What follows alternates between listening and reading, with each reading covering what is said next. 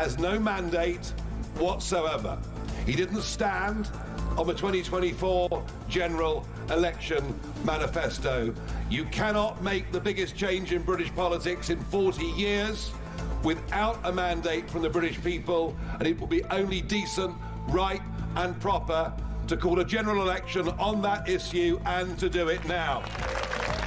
Our fifth Prime Minister in 4 years. Blimey. And, well, look, we want him to succeed. But will this one be any different? Andy Burnham, the new head honcho, the speed this all happened, I know this is a well-trodden debate already, is actually breathtaking. 1 minute he was Mayor of Greater Manchester. What, a month and a bit ago he wasn't even an MP. The next he's holding keys to number 10 without the country ever really having a chance to scrutinise him in a prospective prime ministerial arena. Nothing at all. We really know very little. I think Burnham has to walk a fine line. I think that's probably what's going on, because if he were to sweep into Downing Street and say, I'm going to change everything, I'm going to fix everything, I'm going to do things completely differently to Starmer, then people would say, hold on, mate, we need a general election in that case, because no one voted for that. No one voted for you to be Prime Minister. You weren't standing in the 2024 general election. We've never seen your manifesto. Who the hell are you? That's what people would be asking.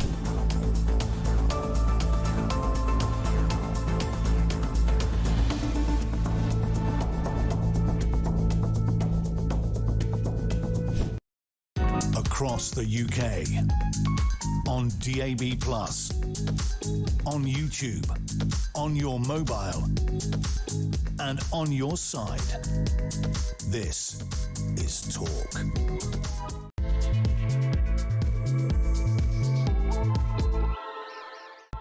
Hey, good morning to you. Happy weekend. Happy Saturday, wherever you are and whatever you're doing. Stay here. Put me in your pocket. Keep me in your hands. Take me around and about with you, because I got 3 hours worth of goodness to deliver to you on a silver platter. Oh, 2.5 hours today. What, is football nicking half an hour of Alex and Barnsley? Do you know what? I'm not going to feel insulted. I'm just going to quite like the fact I get half an hour. Half an hour playtime. I thought the same thing. Do you've ever had this thing, by the way? So the other day I was with my mate, and we were sitting there and we were sort of like, you know, watching telly, talking, and it's like, oh, it seems really late. We'll probably should, you know, go to bed soon. Yeah. And we both thought it might be like 1 in the morning. Yeah. And I was like, yeah, okay, what? It's 11. Yeah. And we just sort of like, oh my God, we've won 2 hours. It was like getting something in a raffle. Like, we've won 2 hours. Yeah. What a gift to have two bonus hours. See, my thing there would be, I've got 2 extra hours of sleep to get. Well, I just forgot how to sleep over the last month. I did discover it last night. I relearned the art of sleeping. Oh, it's been... Do you ever get that? The chronic insomnia? Yeah. I mean, I live on about really 4 hours sleep a night anyway, so... See, I'm about a 7-hour person. And usually I sleep okay, always wake up at some point during the night because I'm getting old. Yeah. You know, it's life, getting old. Yeah. At some point you're just sleeping through. Whenever you have one of those, you go to sleep and you wake up like a full 8 hours later, uninterrupted, and it's like, whoa! Yeah, apparently one thing you're supposed to do is not set an alarm and actually try to go to sleep when the sun goes down and wake up when the sun comes up. If you can, that's how you reset your system. So in winter, that means basically never waking up? Yeah, that's why animals hibernate. Yeah, I want to do that this winter, I think. But harder in summer. But no, over the last month, I just forgot how to sleep. Yeah. Because a lot has kicked off this last month. It's been a bad month for Alex. They always say that... Wasn't a good one. Yeah, it's been a silly season. I mean, we took that to a whole other level, really, didn't we? I had a lot of it, mate. There's the horrible Anne Widdecombe thing, and then having to, like, just get security and all that madness. Then I had a car crash. Yeah. Then there was medical things going on in my family. Then, oh, gosh. Then I got like industrially trolled online. Just to sort of like, you know... I love that adjective, industrial. It was industrial. It was industrial. That's a great word. And I just sort of went, my brain was like, no, can't, done. Yeah. Like, you will not sleep ever again. You will have too much going around in the tumble dryer of your sort of, you know, cerebral cortex, that there will not be sleep, which then makes it even worse. And yesterday I came in and I was sort of just... And I said, don't talk to me. I will rip your face off if you say anything. Yeah. Not really. I'm actually quite a lovely, bouncy person. But because I was just not this happy, which is what I normally am, everyone's like, are you okay? Oh, yeah. Yeah. It's like, not... I'm not okay. Yes, I mean, actually. how long have you got? The answer to the question is I am not okay. Yes. Anyway, I had a normal night's sleep last night, so I'm back.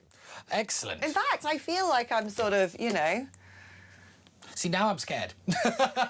All I needed was a good kip. Well, you know, every now and then you do just need a good night's sleep. A decent meal and a good night's sleep. That sounded like it was going to go somewhere else. I know, yeah. Anyway, talking about things sounding like they're going to go somewhere else, Barnsley and I were having a discussion before we came on air, and I don't know how we got into it. Well, we played a couple of games. Yes. We got gamey. Yeah.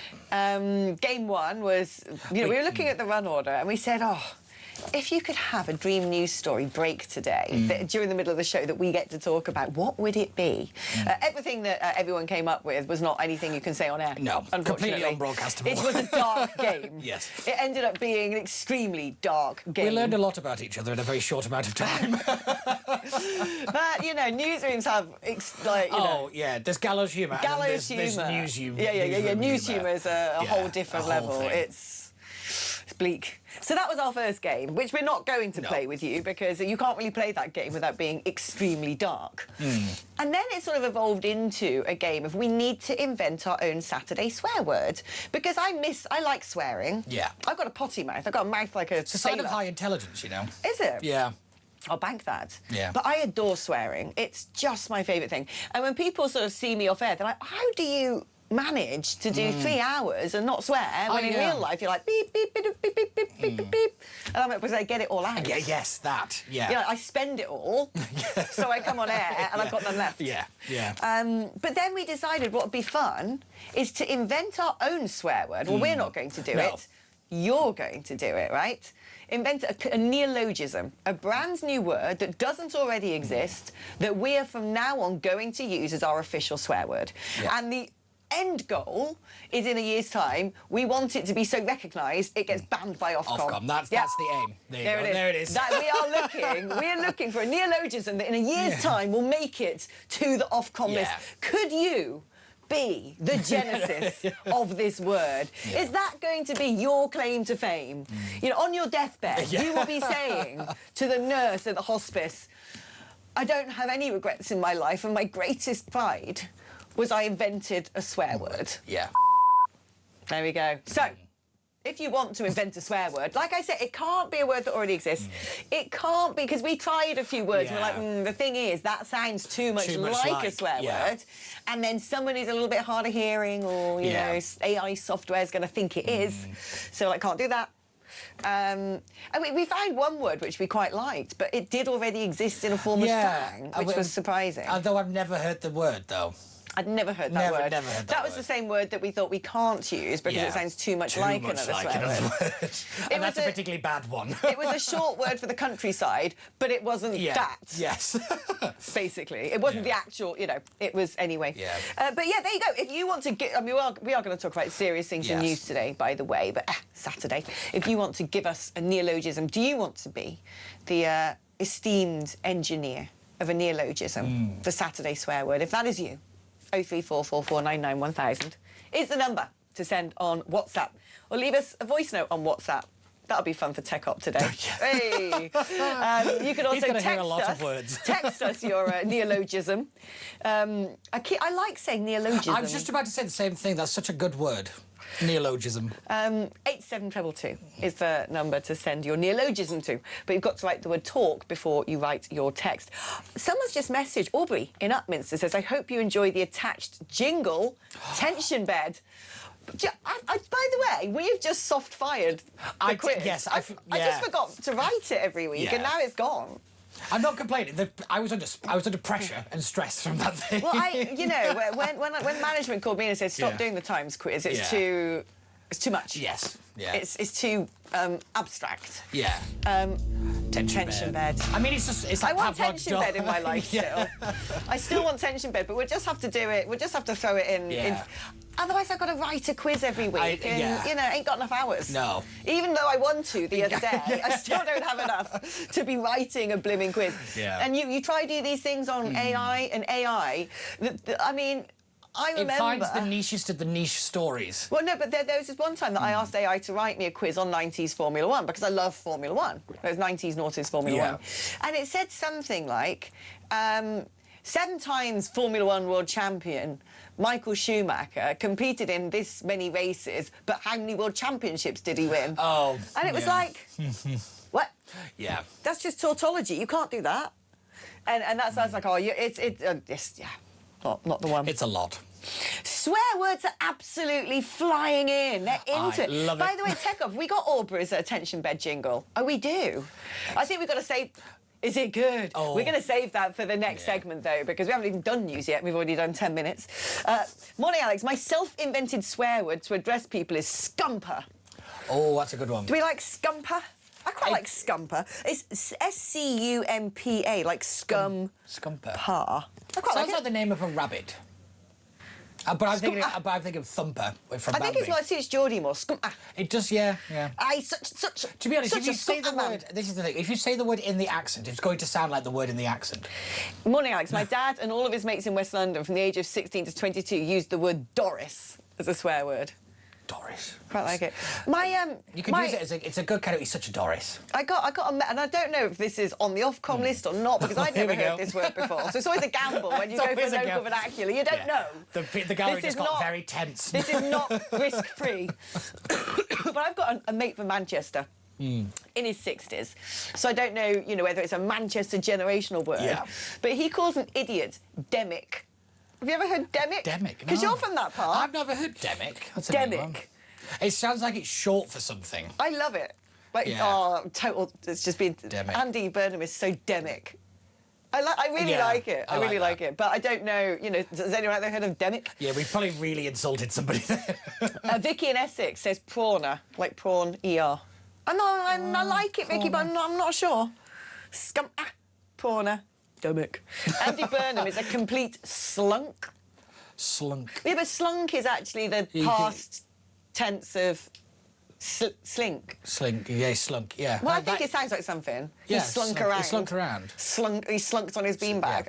It sounds like a word Yeah, to it me. sounds, it's too close to a word. Flobbery knocker, says Sam in Lancashire.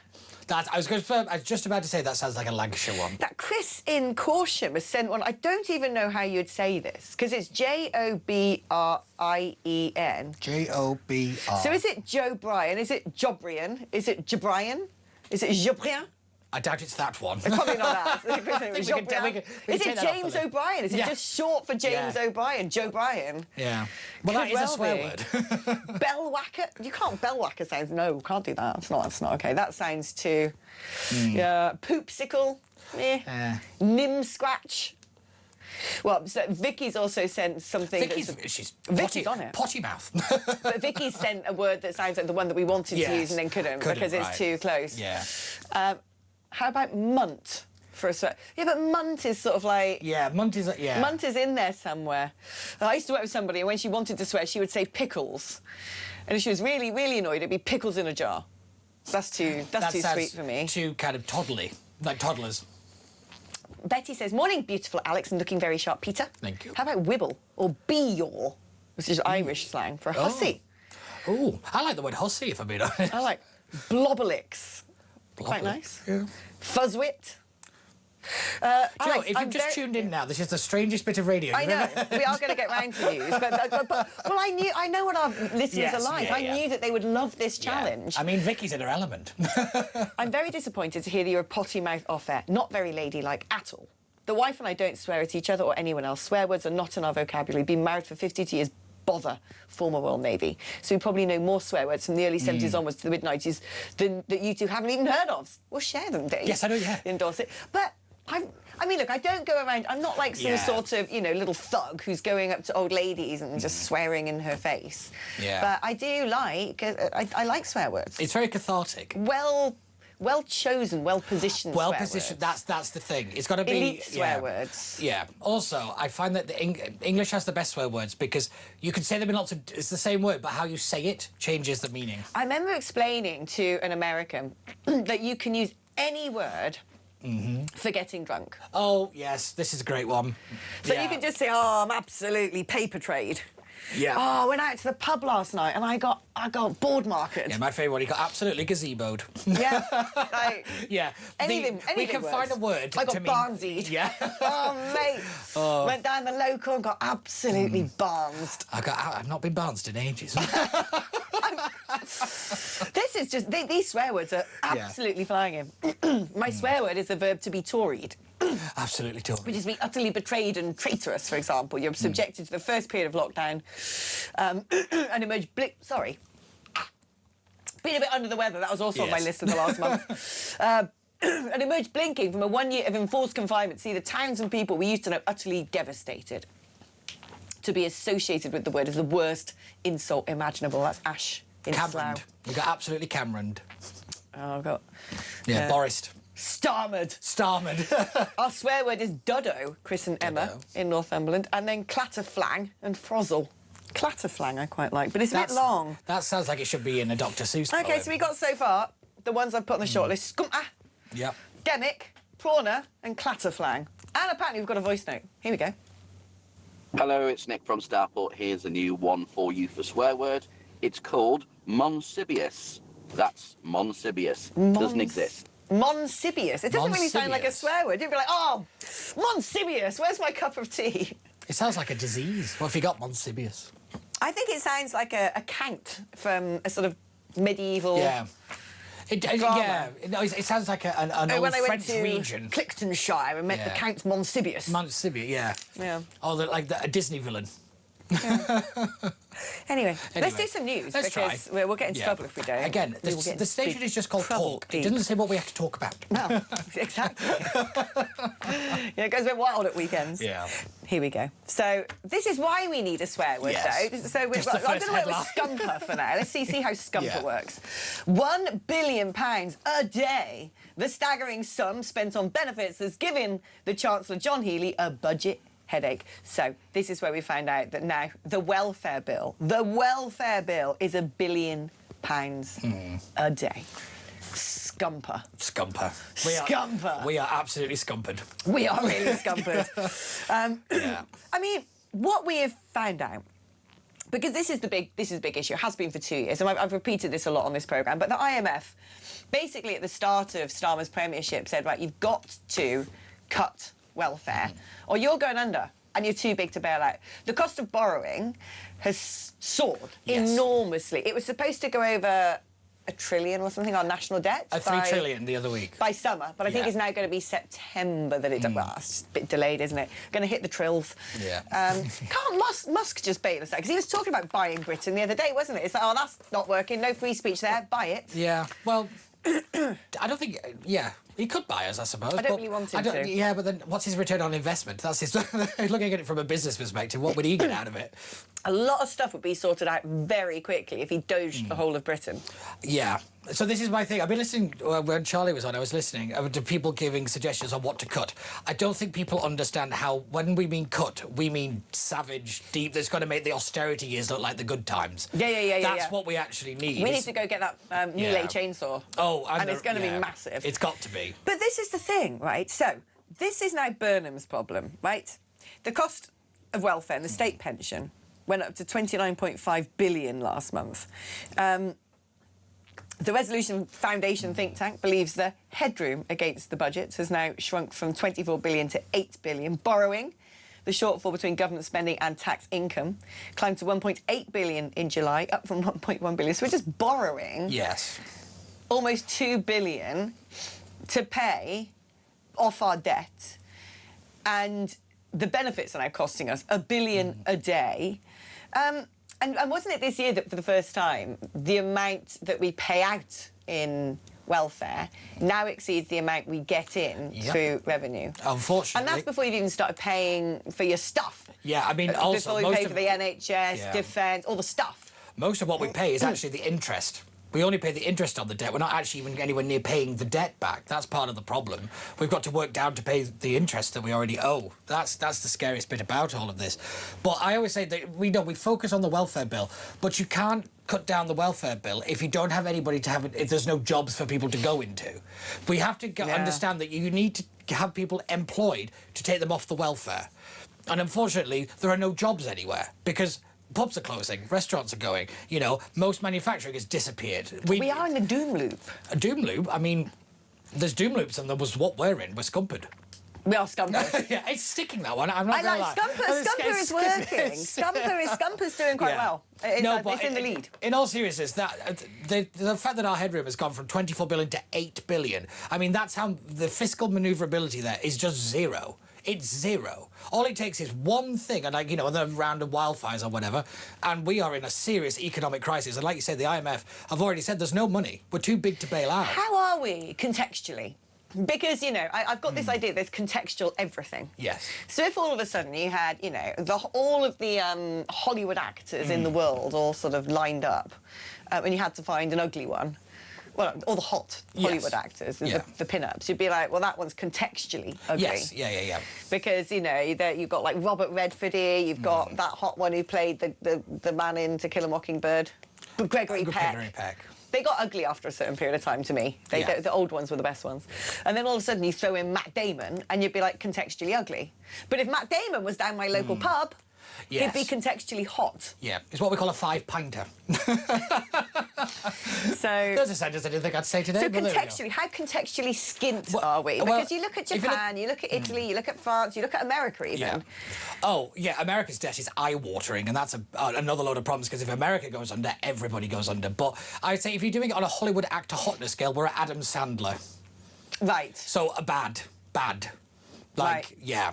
But it is not great, I have to admit, because the thing is, I don't see anybody really with a plan to turn this around, because we're focusing, like I said, on the benefits side of things, and we're not doing the other bit of building the economy back up. We need to focus on getting businesses back up and running. That's the bit that we need to do now, and unfortunately we're stuck with a government that doesn't believe that, you know, private business is a good thing. And not only that, in the Crash of the North, all they want to do is, like, create more mayors, more devolution, more government jobs, which means more things that we are paying for as the taxpayer. More layers of bureaucracy that don't get anything done. That actually, the more bureaucracy you put in front of things, the less you're likely to get infrastructure projects off the ground, the more it's just saddling people with pensions, debt. And also, we'll be talking about this a bit later, actually. They'll all just be able to slank it's not doing anything anyway. Yeah, I always like to think the Home Office took that literally and just worked from home all the time. Exactly. Bring back Jacob Rees-Mogg and his Post-its. Yeah. Right, we're getting nagged to take a break by a scumper in the gallery. That's sticking before we break, I just because we've got so many of these swear words, I've got to just add them to the list. How about frack wit? Well, I've got a bit of problem with rotarism, so I don't want that one. Yeah. I'm not. Ours aren't my friend. Barry. See, ours aren't my friend. Yeah. Said swearing is a sign of ignorance because a person cannot express their feelings without resorting to such a word. Yeah, but I'm extremely verbose. I've got a massive vocabulary because I'm, you know, I'm an all-inclusive. Yeah. You know, swearing or not swearing, you get to come out of my mouth, basically. Yeah. I think it's sort of, you know, it's treating all words as equals. Yeah, that's true, actually. Also, I find it, again, it's the cathartic nature of it. That actually just having a go at something, just saying it out loud, it just, it gets the stress out. It does. Yeah. Cathartic. And we all know that's a word that I overuse. OK, you little scumper. We're going to break. But don't go anywhere because we are back just after this.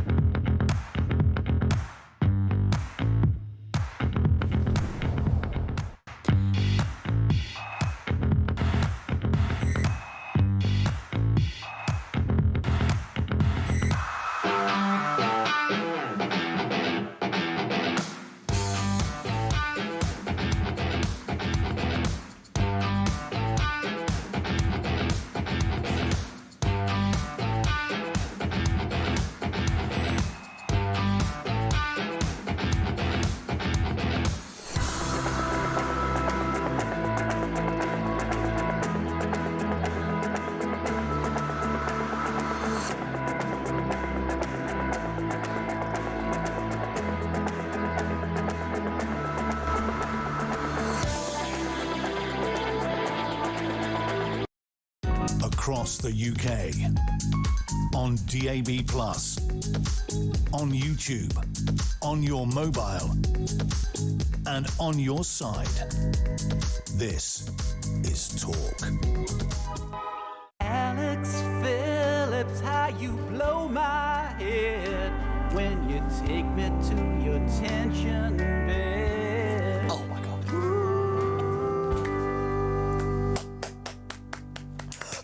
That was amazing. That was amazing. Tension bed. That was incredible. the best. I don't know. I'm speechless. Yes. I don't know what to say. Yeah. That was skumping amazing. That was just skumping. Yeah. I'm skumped. I mean, I'm not going to lie. I do think I'm agreeing with Tech Up. We peaked. We peaked. We may have I peaked. know we always say to people, Yes. you know, Apparently don't we need send to us do jingles. news. I know. Okay, we will do that jingle again later because I loved it so much. Tech Up did say he was so excited. He's like, it's got. I don't know why that's Tech Up's I voice don't know. now. Nothing like It's it. got such good production values. That's Keir Starmer. That's Keir Starmer. Why was I doing Starmer? Right, news. Okay, Right. we are doing news. Here we go. So, we found out we're skint, contextually Adam Sandler level skint. We also know that Andy Burnham is not going to do anything about it. He's going to scump the economy so hard that it can't be unscumped.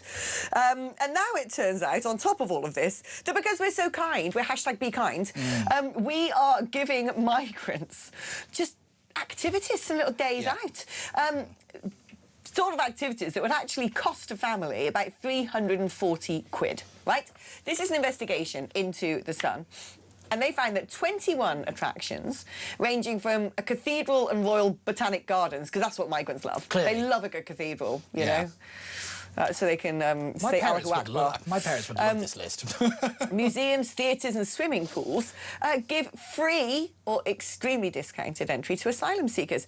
And the combined cost of a single adult ticket at every venue is £337, but for a migrant, just 28 quid. And apparently the savings are accessed using a Home Office issued application registration card. I'm sorry, but you've broken into our country illegally. We're already putting a roof over your head, giving you a phone, the free data that Vodafone or whoever it was handing out to care for Calais.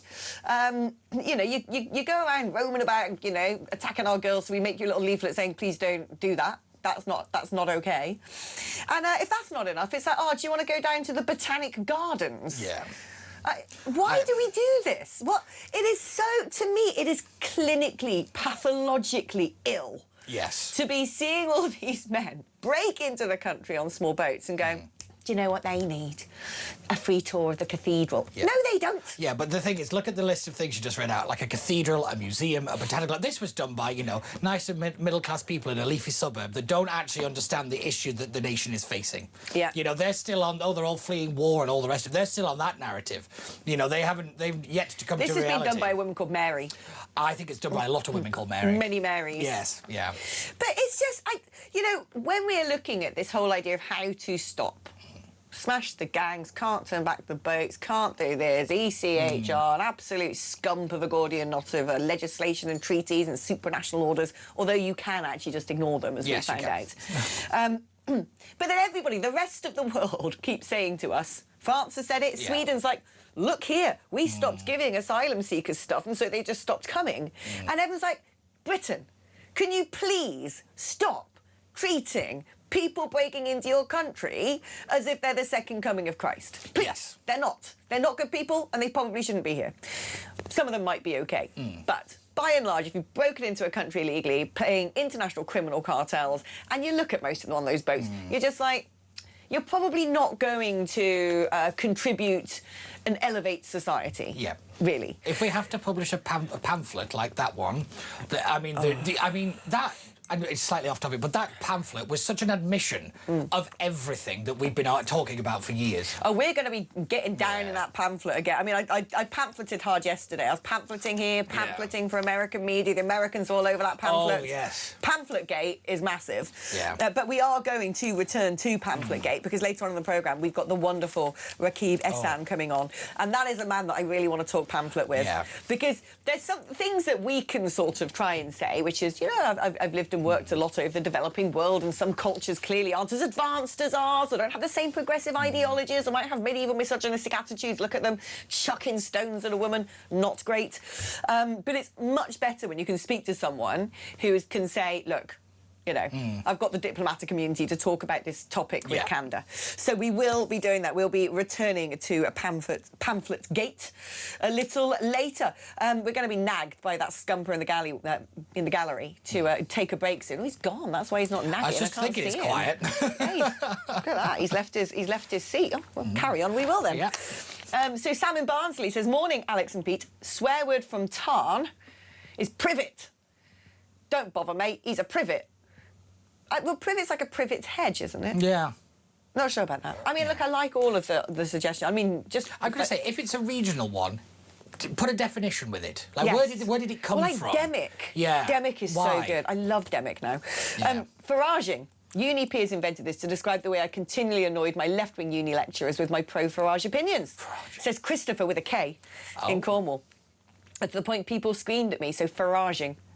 That's just a useful, good word. Gromnad. That just sounds painful.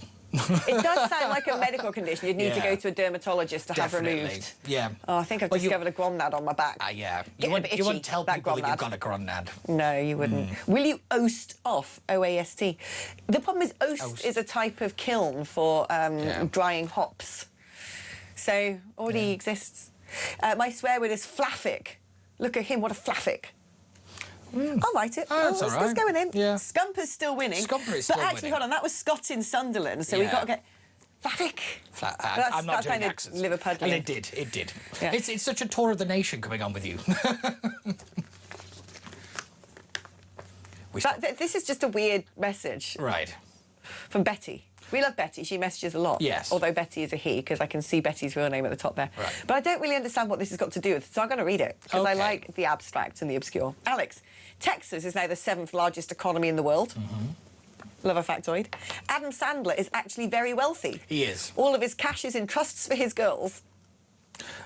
On that banger of a piece of information, on that truth bomb, we're going to be taking a short break. But when we come back, we're going to be talking about the eternal, interminable, ridiculous, farcical migrant crisis. We're joined by Kevin Foster, who is, of course, the former immigration minister. That's coming up after this.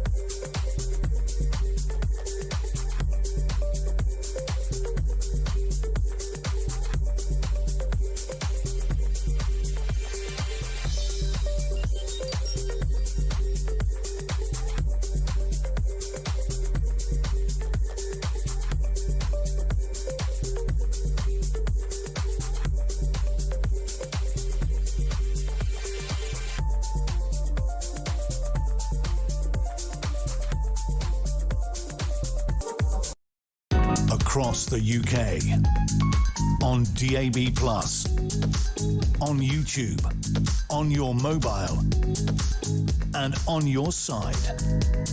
This is Talk. All right, welcome back to the show. And poor Kevin Foster has been waiting since about 25 past to get on air and has heard all of the madness. And is probably thinking, what am I doing joining this circus? But we are now going to talk about news. We're not going to carry on like a pair of scumpers. Right, here we go. Apparently, the Home Office could be blocked from deporting trafficking victims to Albania. Many males are returned, even if they have been trafficked, but apparently the Home Office is now subjected to new legal guidance. Tell us more about this, Kevin, because what I do understand is when you look at things like the Organised Crime Index, one of my favourite websites on earth, a lot of the sort of underground criminal cartels are basically consolidating around Albanian gangs or Turkish gangs. And it's very clear that a lot of people are brought into Albania to commit drugs offences especially. There's a big story in one of the papers today. Have you got an Albanian drug den near you? How to tell if your house is a cannabis farm. And so a lot of Albania has used illegal means to get people into the country. But apparently now, thousands of Albanian males have been identified as potential trafficking victims. Many are sent back, even if they are potential or confirmed victims, as the Home Office has always contended that they will be safe there. However, that might soon become a thing of the past, which doesn't seem like a good idea to me, does it? No, and when you read this, an article in The Guardian, people will be unsurprised to hear in some ways, about complaining about potential returns. And it has to be said, you know, the operative word here is potential in terms of some of these people they're talking about, which means they've made potentially a claim that there's been modern slavery involved, but haven't necessarily been identified. That this might stop returns to Albania, even though the Home Office is trying to return people there. And has actually returned quite a lot of people there over recent years under both agreements around people really shouldn't be getting asylum in the UK. And one of the reasons why small boat arrivals for Albanians have gone through the floor is because we've actually been able to return people who've done that to Albania. But this sounds like the latest one from the courts, which, you know, when you hear it's the Islington Law Centre who pushed much of the case, and a lot of the comments being made, again, bring home the point that is coming and living in the UK the solution to all the world's problems and for any problems someone has, when actually being returned to Albania should be, you know, you are an Albanian. If you have been here, you've come here illegally, and particularly if you're involved in the commission of criminal offences in this country, why should we want to retain you? Well, exactly. And also, Albania is by and large a safe country. There is no war zone. Yes, there's a lot of criminal cartels and gangs, or are there? Because it seems to me they're all in Britain these days. But we should really have some sort of agreements with Albania where we say we're going to return these people who have, you know, they say they've been trafficked in and forced to work in the drugs trade. They're your responsibility. You're a European country. You need to look after these people. I don't understand why, out of all the countries, we're not having proper discussions with Albania and saying, look, if you don't do this, we will prevent you having any visas whatsoever. And the other curiosity in all of this is that at one point Italy was having discussions with Albania to use it as a third country processing centre, a bit like the Rwanda plan. I mean, is Britain on the phone to them saying, we've got to sort this problem out? Most of our crime is coming from Albania. We've got people here who we need to return to you. Yeah, to be fair, actually, Albania isn't the problem here. Albania, about 3 years ago, if you remember when Robert Jenrick was immigration minister, signed an agreement around returns, because they actually saw it as embarrassing that Albanian citizens were coming from France to the UK to game our asylum system. And generally, they accept returns quite freely. And that's actually quite encouraging compared to some of the other countries we regularly talk about, places like Eritrea, when there's huge issues with trying to get their government to agree return. So there is agreements there. This is about our own domestic law and its interpretation. And that's where you get to a lot of the arguments we're seeing, and you rightly called it as a Gordian knot of things like the ECHR, modern slavery legislation, the Statelessness Convention, which is regularly gamed by people we're trying to return who commit quite serious criminal offences, and also the Convention on Refugees as well. And it's something that a government's going to have to look at domestically. You know, are they prepared really to, you know, put the sword through this Gordian knot, as Alexander famously did when asked to unpick something very complicated? That's what he actually did. You know, there is a need to look at actually people coming from France to the UK don't need protection. We cannot be the solution to the world's problems. And countries like Albania are generally safe. And actually, it's more about us supporting and working with the authorities there to deal with some of the issues they have around criminality than the solution being that people stay here, particularly where they've entered our country illegally. I mean, this is, as you said, a Guardian article, which is basically going, oh, these poor people have been trafficked in, being sent back to horrible Albania. We can't let that happen. And so I was reading the article going, so it keeps talking about the Home Office could be blocked. The ruling is likely to come as a signal. And I'm reading going, who's ruling? What? Is this ECHR? Is this High Court? Is this Supreme Court? I get to the bottom of the article. You would not believe where this campaign is coming from. I mean, if you could invent something that isn't, you know, the Supreme Court, the High Court, or the ECHR that is behind this. It's the Islington Law Centre. Are you going to make it up? It's like a parody. Yeah, the sort of spiritual home of Corbynism. This is where the challenge, and I can sometimes see the frustration that there'll be. Remember, we have had judgments from courts on return to Albania. That was the one that, for example, the famous chicken nuggets case. An immigration tribunal that delivered us that one.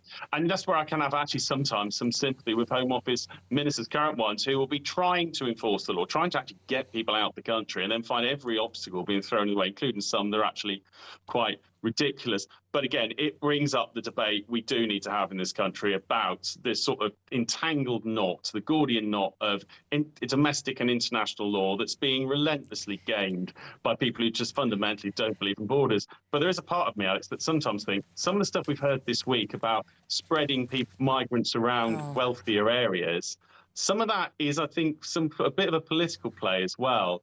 That part of the Home Office is starting to say to people who like to buy The Guardian, live in a nice part of town and, you know, vote Lib Dem or Green to show their values, and, you know, the nasty Tories and Reform, they don't want anything to do with them. That actually, do you know what? Rather than people living in the local council estate having to put up with the outcome of your vote, you're going to get to as well. And I do wonder if that's just prepping the ground for actually Labour looking to move to a tougher stance, particularly bringing back potentially a third country option like Rwanda.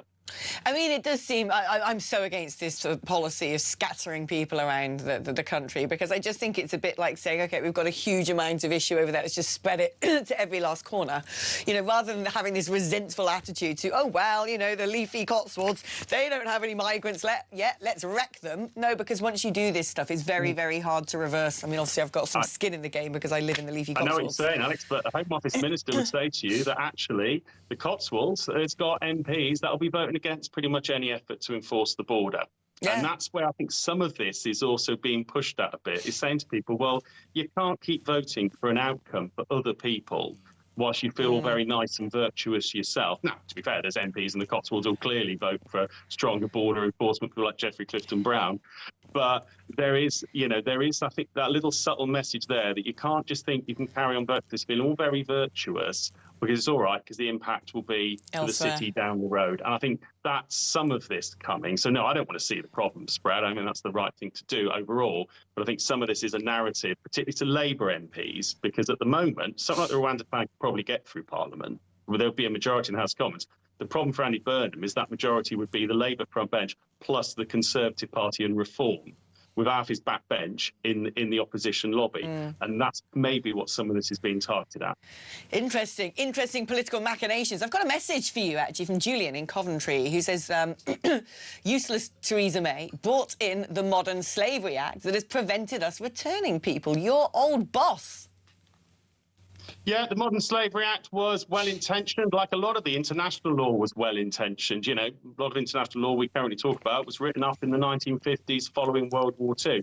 Yeah, it's gone well away from its original intention of preventing a repeat of National Socialism to just being gained by those who are economic migrants, and modern slavery as well. Someone asked me, yes, there are incidents of modern slavery in this country, you know, we can't hide from that, but it is clearly being stretched by the courts and being gamed relentlessly. And I was one of the ministers who used to have to deal with people who suddenly remembered they were a victim of modern slavery when their deportation notice arrived. You know, this is what's so crazy. It seems the Modern Slavery Act has gone the way that most legislation does, which is doesn't actually prevent the modern slavery. You walk up most high streets and you've got dodgy-looking nail bars, you know, hand car washes, pop-up brothels, and you're like, right, yeah, you're all here on working visas being paid the minimum wage, aren't you?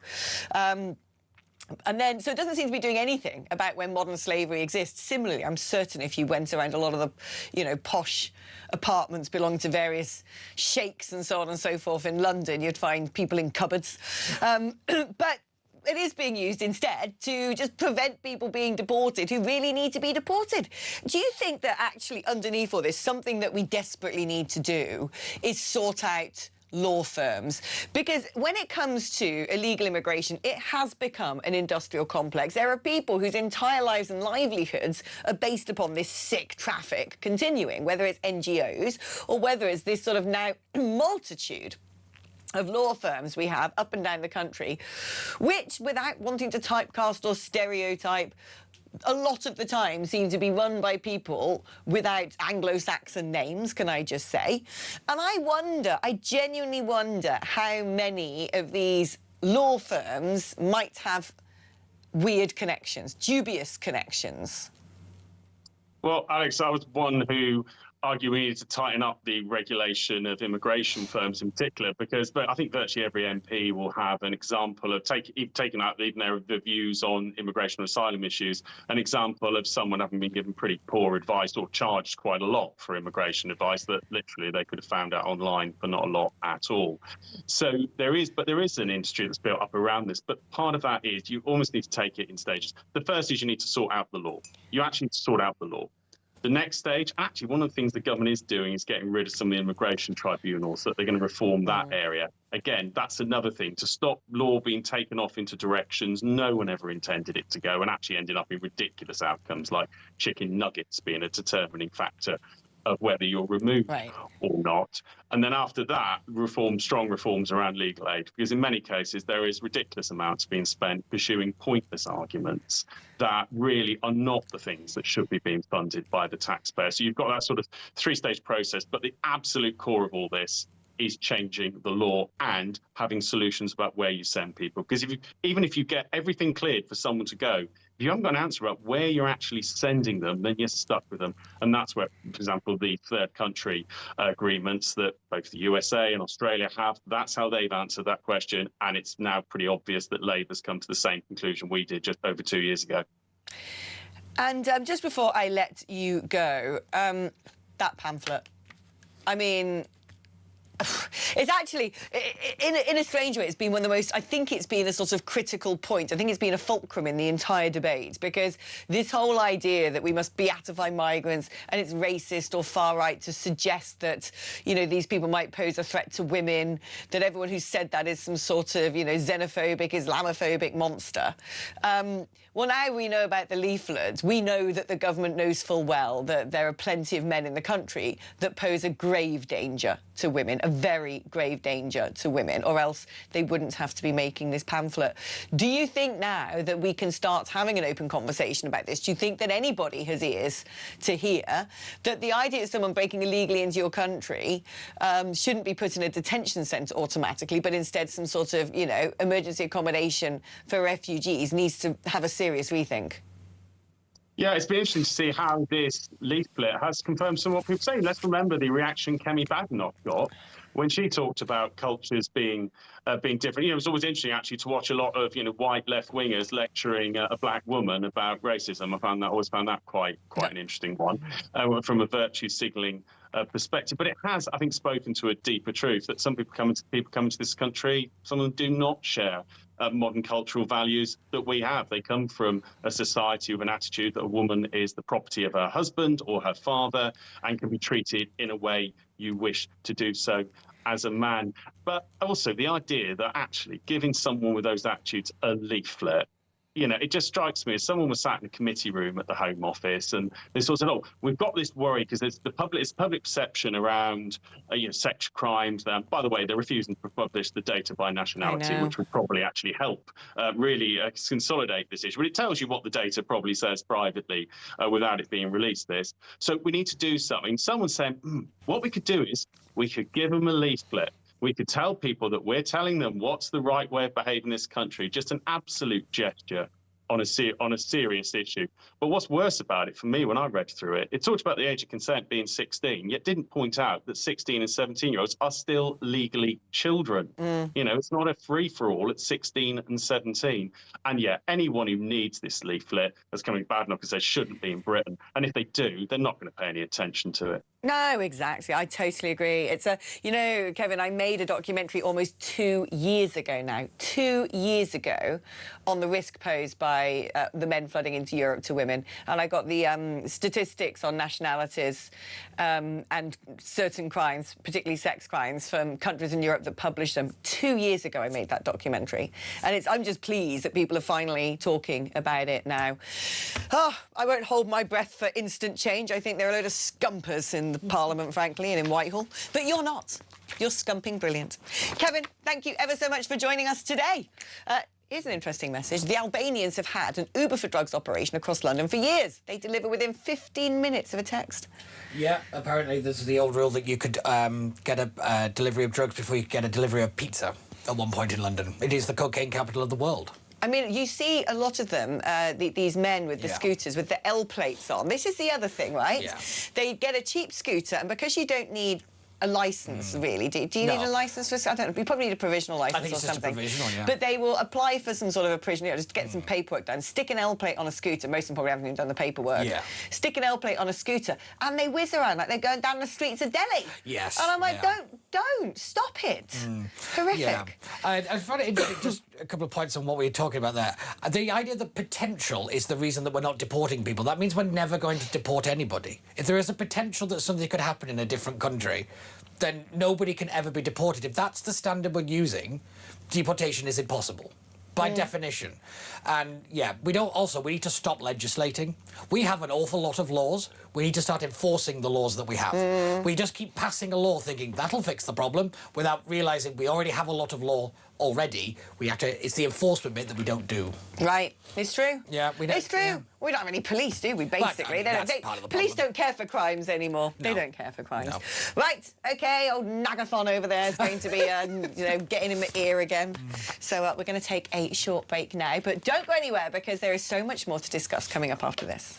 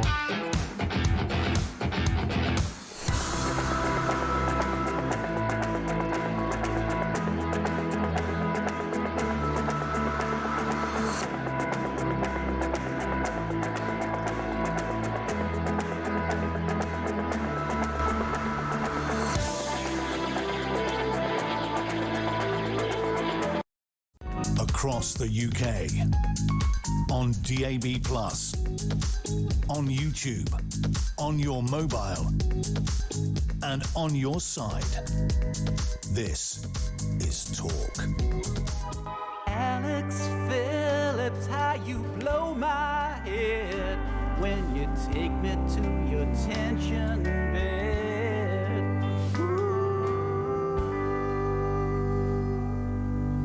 Oh, yeah, man.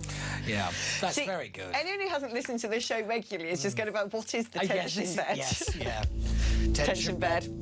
Anyway, it's gone. Well, we're going to keep tension in bed forever, but there will be no more quiz, I think, unless you know we get the viewer to send in a quiz because I can't be bothered anymore. Yes. It's a lot of work, really. It takes a weird amount of time. Yeah. And it's like you'd think it'd be quick, but it isn't. And then it's just it's like basically an hour of my day when I want to be not doing that. Anything else. Now I got very philosophical the other day, Barnsley, because I've discovered a number of things. I don't fit with the 21st century. It's not for me. I don't belong here. Have you just realised this, or...? I had a strong feeling a while ago that I was, still in peak civilization of the 90s, because it was the best decade. It was peak. Yeah. And I've been able to now identify the reasons why I don't fit in with the 21st century, and they are thus. They are threefold. Right. Number one, I have just oodles of joy. Genuine, deep-seated, life-loving, joyful, optimistic disposition. I love joy. Yeah. And I discovered this during the eclipse because there was I, like some pagan priestess like this in the field, like, this is amazing. And everyone else couldn't be bothered leaving the local pub. I can see it on my phone anyway, or just taking selfies with them and a colander. And I was like... But the eclipse, though, and like 1999, everyone went eclipse mad. Yeah. There were, like, the free sunglasses on cereal boxes. This year, nothing. No one spoke about the eclipse. No one cared to make those glasses. Then on the day, everyone was going mad because they suddenly went, oh, what, there's an eclipse? And instead of being like, wow, eclipse, civilization, the Incas used to love this stuff, you get glyphs in the middle of the Namib Desert about it. But over here, it's like, don't look at the sun. Yes. And like, where has joy gone? So that's the first thing. I don't fit in with the world anymore because I'm too joyful for it. Number two is I like communicating. Yeah. When someone sends me a message, I answer. And I just like community. I don't do ghosting. I don't do silent treatment. If someone asks me a question, I like to respond, even if I don't know who they are. Less on social media though. I did ignore yours on Saturday, but I was tired. No, I didn't. I was probably in bed early because I'm a loser. But I'm a very good responsible. I answer questions and I try and be honest and just, good etiquette. I mean, it's also what you do for a living. Good social etiquette. But then the other thing is, I like work. The idea of sitting at home under a slanket and watching Netflix is hell to me. That one in particular, I'm with you. My partner, he moans at me all these. He says, you're always doing something. I was like, I don't understand why anybody isn't. Like... I can't just sit there and... If I know I could sit with a laptop and I could be doing stuff or whatever, I will sit and do things. I get pleasure out of it. I actually enjoy what I do. And if someone sets me a task, I'm like, right, on it, gotta do it, best of my ability, gonna submit that on time, early, So many people now have just opted out of joy, opted out of decency and manners, and opted out of being industrious. Yeah. The joy one in particular, when the eclipse happened, I was like, I know that everybody is going to hate this thing. I knew it instinctively. I was like, this is what we're going to talk about, and this is how we're going to talk about it. Was all negative, and it annoyed me actually because I'm with you. I thought it was amazing. I like happiness, and we're going to keep happiness here. We actually have got a good moaning video to play, which is sort of, related to this discussion. Crazy. We might do that after the break because we're joined by the wonderful Emma Trimble from the New Culture Forum. Emma's going to love that. Yeah, she's going to love it. You have to pick your guest. Before we go to break, this is a great message. For the first time I heard Barnsley on Kevin O'Sullivan's show a few years back, I placed him in the Scumper class. But in time, he's become possibly my favourite commentator and has entered the proper geezer class. Now, I don't know whether the person who just used Scumper was the originator of Scumper or if it's already been adopted. Yes. I think it's catching. It's catching. Right, so we're taking a break. Don't go anywhere. Back after this.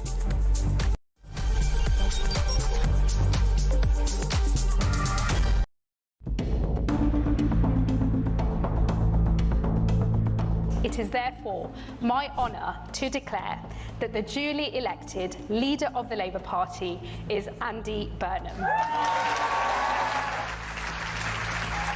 Thank you, everybody. Thanks so much. I believe in all of you, and I am confident we can do it. Thank you very much. I have just come from Buckingham Palace, where I have accepted His Majesty the King's invitation to form a government. I know people at home are fed up with politics. I hear you, and I want to be honest with you. We have not been good enough, and we need to be better. We will be. This man has no mandate whatsoever. He didn't stand on the 2024 general election manifesto. You cannot make the biggest change in British politics in 40 years without a mandate from the British people, and it will be only decent, right and proper to call a general election on that issue and to do it now. Our fifth Prime Minister in 4 years. Blimey. And, well, look, we want him to succeed. But will this one be any different? Andy Burnham, the new head honcho, the speed this all happened, I know this is a well-trodden debate already, is actually breathtaking. 1 minute he was Mayor of Greater Manchester. What, a month and a bit ago he wasn't even an MP. The next he's holding keys to number 10 without the country ever really having a chance to scrutinise him in a prospective prime ministerial nothing at all. We really know very little. I think Burnham has to walk a fine line. I think that's probably what's going on, because if he were to sweep into Downing Street and say, I'm going to change everything, I'm going to fix everything, I'm going to do things completely differently to Starmer, then people would say, hold on, mate, we need a general election in that case, because no one voted for that. No one voted for you to be Prime Minister. You weren't standing in the 2024 general election. We've never seen your manifesto. Who the hell are you? That's what people would be asking.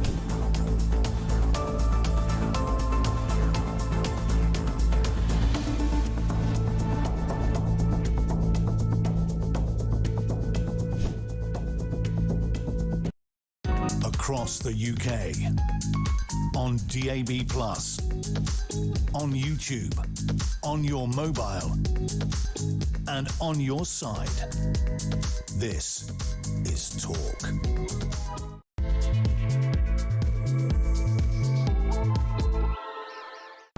Alex Phillips on a Saturday on Talk with Reform Hater Peter Pan's Potato. What a doc. I don't like that one. I like it. I like it a lot. It is quite beautiful, can I just say. Hello, welcome back to the show. And we are going to be talking about news, but we're also just having a bit of fun today, because sometimes you need it, don't you? Sometimes life needs to have a little bit more levity in it. Dear Alex and guest, moaning, chit-chatting and gossiping is not work. Thank you. Well, we'd rather it's for me.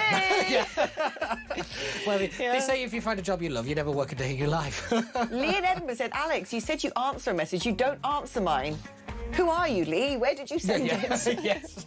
Did you not put talk at the beginning of the message? If it's someone who has sent a DM on X, the problem I have is I just can't get through them all. Yeah. I've got open DM, I've got something. The other day, so I had a few messages coming in on X, and I'd be chit-chatting, and then it's David Shipley in here. Oh, yeah. And Shipley said to me, yeah, I messaged you on X, ages ago. And I went, did you? Did you? So I went, and I suddenly found this whole category called message requests. Yeah. And I was like, what is that? Yeah. And I opened, there were thousands. And I was going through and I was like, oh, there's Shipley from like 21 weeks ago. So I was like, here you go, mate, have my WhatsApp number instead. Yeah. That's easier. It turns out he lives down the road from me. Oh. Yeah. So if if you have sort of tried to, because I've got an Instagram account I never use, and sometimes I look in there, I'll be sitting in the bath, and every now and then I'm like, should I see what's going on that Instagram account? And I look at all the messages and I'm just like, wow. No. Yeah. Put the phone down. So it's not, I'm afraid if you WhatsApp me and you're an associate of mine, you get a quick response. If you're throwing stuff into social media accounts, you have no idea. It's like trying to find a needle in a haystack. But Lee in Edinburgh, I've read your message now, so consider that a reply, if you will. Hi, Alex and Pete. You were just saying about guys shooting around London delivering drugs. I live on the outskirts of Birmingham. We get it here too. You can set your watch by who comes at what time, all on scooters. It's ridiculous. The police know about it and do absolutely nothing. Now, this is the problem, right? We're going to start getting a bit of a moan about the sort of deterioration yes. of society. Well, I was just saying that there seems to be absolutely no common courtesy is gone, whether that's just being polite, yes. replying to a message, the consideration of other people. Things that the people who play music loud on trains or put their feet on seats. I went absolutely postal on my train the other day. I went postal. Because when you go out to the West Country, and it's OK, no one can dox my address from this, because all trains to the West Country pass through Reading. That is life. And at certain times of day, that train is packed. After Reading, it eases up. And it's also one of the most expensive trains in all of Europe, going west. So you've paid £500,000 to sit by the bog, basically. Now, I got on the train, and as per usual, you know, the carriage is all packed, and there are people sitting there with their bags next to them, or people sitting on the outside seat, and the inside seat is vacant. And they can see that there are people all standing in the aisle, standing by the toilets, and they still sit there like this, pretending they haven't noticed. I'm like, you've got eyes, you have seen. Yeah. Anyway, I just went postal. I was on the train, and I just went, excuse me, anybody with a bag on a seat, unless they've paid for their bag to travel as a passenger, move your bag. And people sort of looked around like this, and I thought, I don't care. I don't care. It's not fair. Yes. You cannot do this. It's not fair. I agree. Anyway, some people sort of moved a bag and looked a bit sheepish, and, you know, the people in the aisle started to sit down. There was someone sitting still with their bag next to them, and they had earphones in, so they clearly hadn't heard me shouting. There was a little old man who'd got on the train. The train had started moving at this point, and he was clinging on for dear life at the overloaded luggage rack with, like, you know, suitcases on wheels flying into his shins. He must have been like 80 or something. And I pushed past the people who were still sort of standing in the aisle, jabbed the person on the shoulder, and he turned round, and I said, did you pay for your bag to travel today? And he went, what? And I said, there's an elderly man there who's basically buried under a pile of suitcases. Move your bag. And I will do this. I'll probably end up stabbed one day. Yes. But I will do this. So, but what we have started doing in Britain is not calling out bad behaviour. Yeah. And here, I saw this video online earlier, and I was like, I've got to get that on the show. Here it is. Now, for those of you listening on the radio, you cannot see the revolting scenes unfolding. It is a zebra crossing in London, and there is someone clearly waiting to cross the road. And what you are seeing is essentially bike after bike after bike, all line bikes, electric bikes, and they are going at quite a speed, can I just say. Completely ignoring the zebra crossing. Even when there's pedestrians in the middle of it, they're almost mowing the pedestrian down. It is a zebra crossing. You know, you're supposed to do a cycling proficiency test, unless you're blind, which you're clearly not because you're on a bicycle. You can see it is a zebra crossing. You stop if someone's waiting at a zebra crossing. If cars did that, they get into big trouble. Well, cars do it. Yes. They do it. But it is exemplary, isn't it, really, of how rubbish society is to say that nobody cares, that this is central London, everyone on bikes who are always leftists and morons, leftists and drug dealers, basically, are just flying around, you know, zooming about without a care in the world, because they got to get to where they want to be, and that's the most important thing. Well, let's speak to Emma Trimble, who didn't know she was going to be speaking about this today, but she comes from the New Culture Forum. So let's talk about this new culture, shall we?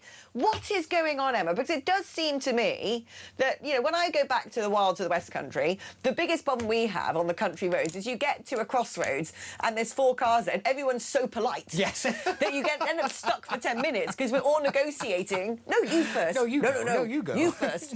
But it just works in a weird way out there. You come to London and boom, everyone is a scumper. I'm so glad I get to talk about this. I was just watching you doing the previous segment and thinking, like, I'm just so filled with fury. And Alex, you already know that you're one of my favourite people on the planet. Aww. But the thought of you going over and saying, if you've not got a ticket for your bag, move it. Like, all hail Alex Phillips. I think that's brilliant. That's what people need to be doing. I know people are afraid of getting stabbed, but that's what's going to solve this is social pressure.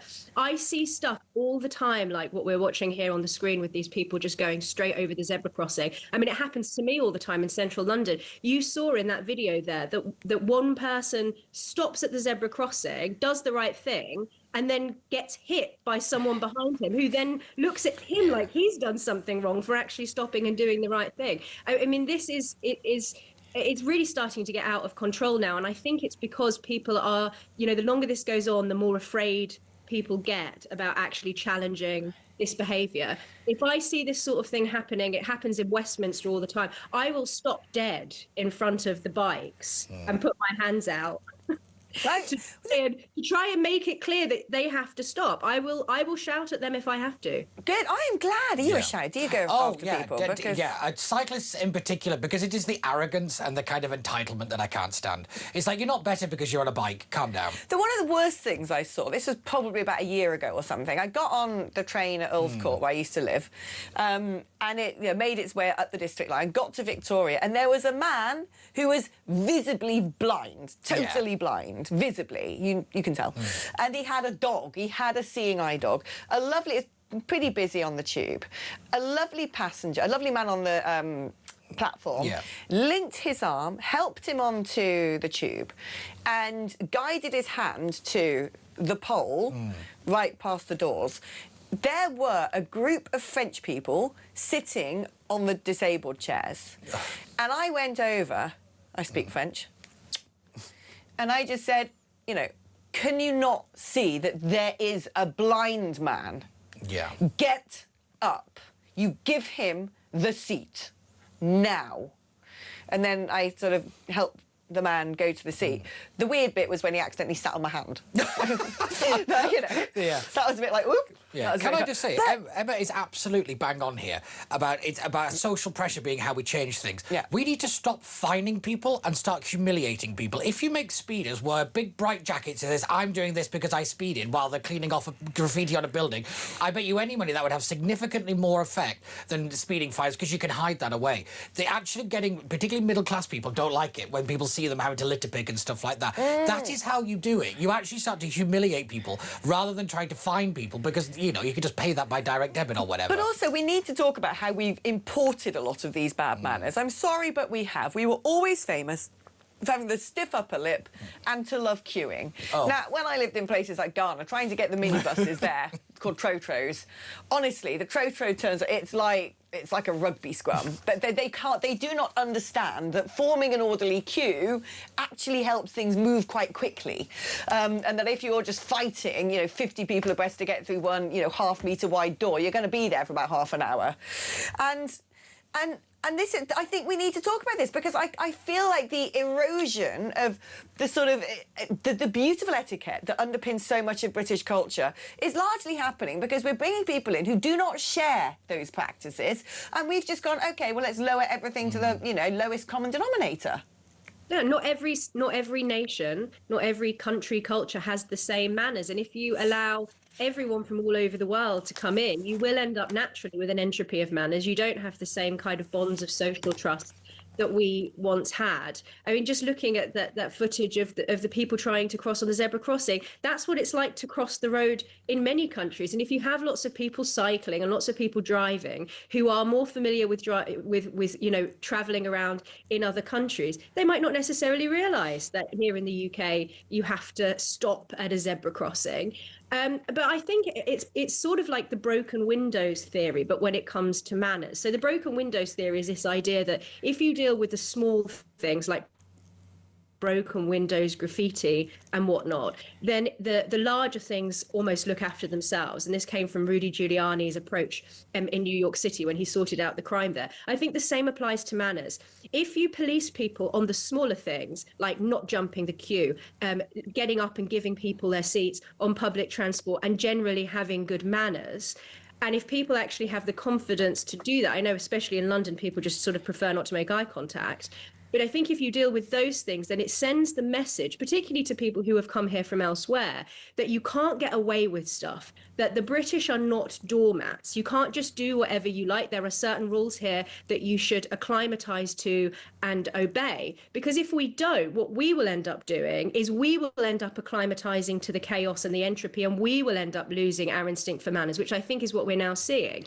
So some time ago, I saw, and I tweeted about it at the time, a guy during rush hour who was laying across several seats, and there was a little girl sitting directly next to him. This guy had his hand down his trousers, and there was a little girl sitting directly next to him, and her father was sitting next to her, and she kept looking over as I was, and there were lots of men in the carriage and also some children.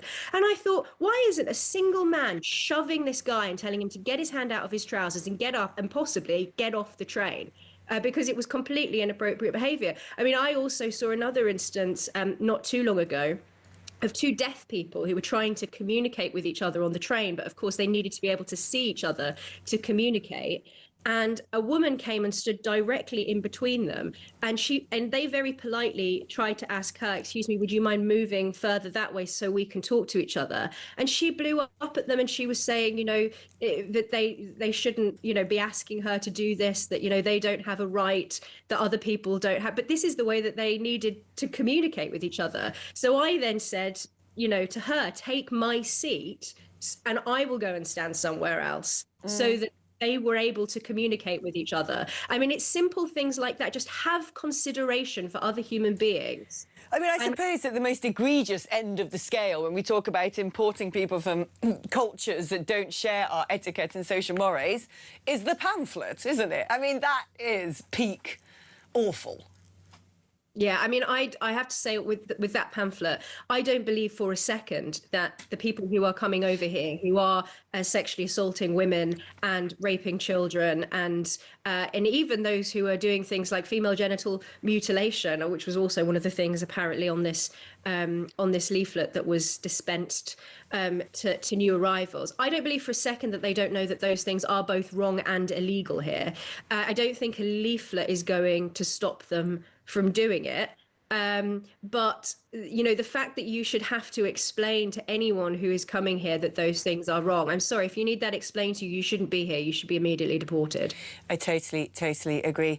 And what do you make of Harry and Meghan coming back to Blighty? The shock announcement. I saw Niall Gardner last week, and there's a sort of suggestion where the Heritage Foundation, where he works, was sort of suing the Home Office, whatever they call it, Homeland Security, for Prince Harry's visa application, that this actually might have been triggered by the fact that if that stuff comes out, they might be turfed out of America anyway. It does seem to be a strange out-of-the-blue situation. And now what we're having is this drip, drip, drip, things being leaked to the press of what might be happening. And I wonder, because the latest thing now is apparently she's in talks for a role in the Netflix series The Gentleman.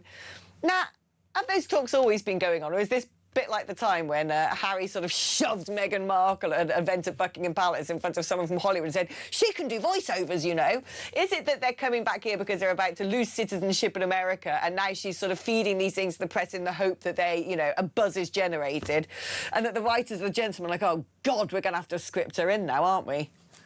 There's something, like you say, the whole voiceover story. There's something so grasping about both of them, isn't there? Something so desperate, which is just unbecoming for people of their station, particularly for Harry. But I think Meghan, there's something that is particularly crass about her. There are lots of theories about why they might be coming here now. I hadn't heard the visa theory, but that also does seem quite plausible. It seems as if they want people to speculate, particularly the drip feeding side of this, the timing of it, that they're coming over right before Prince George is about to start school for the first time. So this is injecting a degree of chaos, I think, into what has already been a pretty difficult time for the royal family. It looks as if they're about to sort of settle into a much nicer period, and this is particularly going to start stirring things up again. I wonder, and I sort of joke about this, but obviously Harry has to pay this enormous sum because of the failed court case. And what is it, 9 million and something that he needs to pay. I wonder whether coming here to live off of our generous benefit system, maybe moved into a house in Scunthorpe somewhere, and they'll be down the Britannia Hotel. There's maybe emergency migrant accommodation, HMOs. Now that is a Netflix series I would like to see. But on that, how do you think Britain's going to, when the photos start coming out and when they're on their privacy tour and the paparazzi are all there, how are we going to actually react to it? Because we were talking about British manners and a British sense of fair play, because I've always felt, actually, if they decided to come back, that we would sort of welcome them with open arms and sort of go, good, it's a positive.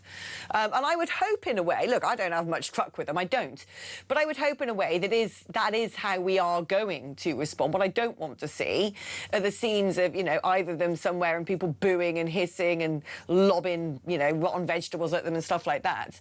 The press are going to be the press are the press, that's how it works. And I wouldn't want the press to suddenly start becoming sort of mawkishly sycophantic. But at the same time, I do hope that we do show a bit of dignity. I think that the difficulty is that I don't expect them to show too much dignity. So I think that they will be courting public attention. And I think they need to, actually, in order to earn money, unless they're going to go back to being working royals, which I think is highly unlikely. I think what we're probably going to see here is them setting up something like a rival court. As we are seeing also with this drip feeding of maybe Meghan is going to go and do this Netflix series, The Gentleman. I mean, they're in talks. That hasn't been confirmed yet. But again, it's courting public attention. Of course, we should treat them with respect. I also think, actually, we should just leave them alone and not really talk about them. I think, firstly, people are sick of talking about them, sick of hearing about them. But I think the best thing to do would be just ignore them, to sort of make them put their money where their mouth is and actually live their lives as private citizens, which is obviously not what they plan to do. And the reason why they can't do that is because they are living off of the money that they make from the fame of having the royal connections that they do. It's much more difficult. It's going to be much more difficult for them to live off of that royal association here in the UK than it was in the United States. But look how badly it went in the States. They were so terribly unpopular. And I think that might have something also to do with the reason why they've decided to come back here, because they just simply didn't make a success of it there. Everything that they've done for Netflix so far has been a massive flop. Now, I've got one non-news related personal question to ask you, Emma, if you don't mind. Of course, go ahead. Yeah, of course. I was having a drink with my near neighbour James Price the other day, and he told me you're thinking of moving to the enclave. Oh, God. Well, Gloucester is that area, Gloucester, Wiltshire, the West Country is one of my favourite parts of the country. I always go on holiday there. But not near my parents. So no personal connection, Alex, other than you, although I would love to be your and James's neighbour. There we go. Like I said, we're building a right-wing enclave in the heart of Lib Demishire. We will colonise Gloucestershire. We will. We are going to make Gloucestershire great again. Yeah, it's coming. Don't you worry. I'd love to hear it. Ems, you're going to have to come visit. James and I will show you the dog and duck. You're going to love it. And by the way, I think Harry and Meghan are joining us as well, unfortunately. Emma Trimble, thank you ever so much. Always great to have you on the show. We've got so many messages. I mean, it's just insane levels of messaging. This feels like my, message requests in X right now. Aren't bikes for children? What are adults doing playing on children's toys? You can't play football on the road. I say this. People say, well, use a line bike. I'm not a child. I'm not riding a bike. Yeah, I stopped riding a bike about 10 years ago. I was like, nah, it's not for me anymore. This behaviour, trains, road crossings, is all down to the importation of the third world. We've stupidly imported the third world, and we're seeing the consequences of these incredibly moronic decisions from governments of all colours, says Clayton in Dartford. Totally agree. I also think it's the fact that we didn't raise children correctly. I think there's a lot of, entitled people running around because nobody told their kids no when they were younger. Apparently our parents didn't raise us correctly to hit the advert break. Oh, I can only imagine what his face looks like behind me. Yeah, so by the way, someone also said, where was it in the sort of list of messages? Well, someone somewhere, because I did see it earlier, said we really, really need to have a camera in the gallery so we can see all of these. Here we go. You need a camera on the gallery so that we can see Ratty and the gang. Well, Ratty's not here today. Ratty's never here. Ratty's tomorrow. Yeah, Ratty's never here. We got linesman instead. We got Pez Tech Up and linesman, and a lovely AP. Agner! Sorry, Agner. You're a newer face, and I'm very bad at remembering names, so there we go. But I think a camera in the gallery would be quite fun. I think it's the quickest way to get cancelled, if I'm being honest. Yeah, I love the fact that he just goes no audio because we'd be beep. Yeah, exactly. On that note as well, keep your neologist swear words coming in, please, and loads more messages to get through. And after the break, we're going to be taking some calls. If you want to join the conversation today, it's 0344 499 1000. Normal network rate on the old blower. You can also use that to send me a WhatsApp, and we love audio on WhatsApp. Oh, we do. Special treats coming up towards the very end of the show that someone actually composed us an entire song. Yeah. And we're going to play it. Oh, we're going to play it. It was sent last week. We ran out of time to play it, but this week, in all of its glory, it will go out on the airwaves. If you want to send us a text message, it's 87222. Remember to write the word talk before you send your text. We're back talking with some of you after this.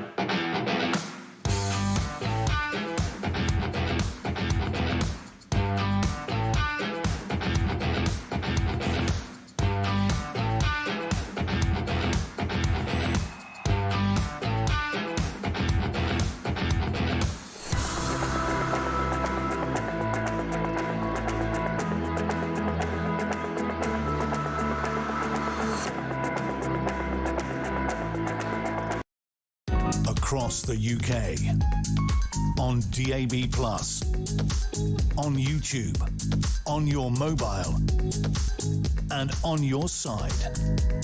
This is Talk. Alex and Peter, the voices of reason on a Saturday. I love that one. It's my favourite one. It is brilliant. It is That, brilliant. I think that's a new version of the I think original that and the was best. different. Yeah, Yeah, I think that is an yeah. evolution. Yes. Alex Phillips on a Saturday on Talk. Yeah, that was the one that we That's didn't the know one. whether she had, like, you know, was Fallen choking, over, oh, yeah. puking. But the became Yeah. a bit more rock and roll And by then the my second favourite is that she evolution. rang in to clarify. And my favourite is now other people just use that jingle with different words. It's become like the format, Yes, the it has. template. Yeah. It is the official sort of, you know, protocol, the jingle protocol at this point.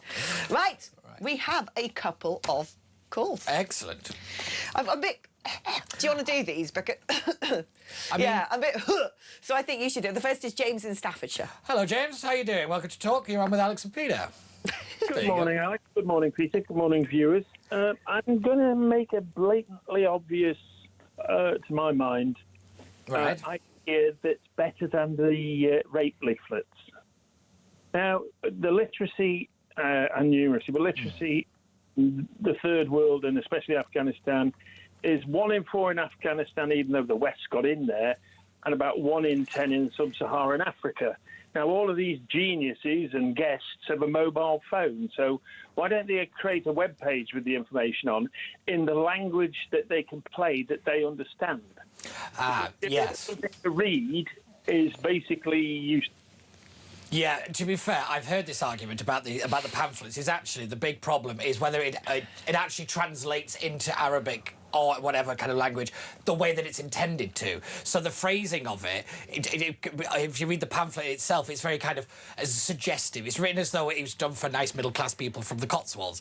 Unfortunately, it's not as very explicit as it should be, and the fear is that actually it doesn't translate at all for people who it's actually required for. I find it is a very good point, actually, about how effective this is going to be. I think it's just a load of nonsense. I mean, I kind of feel like giving a potential rapist a leaflet saying don't rape is not going to be effective even if it's in their own language, quite that's frankly. true.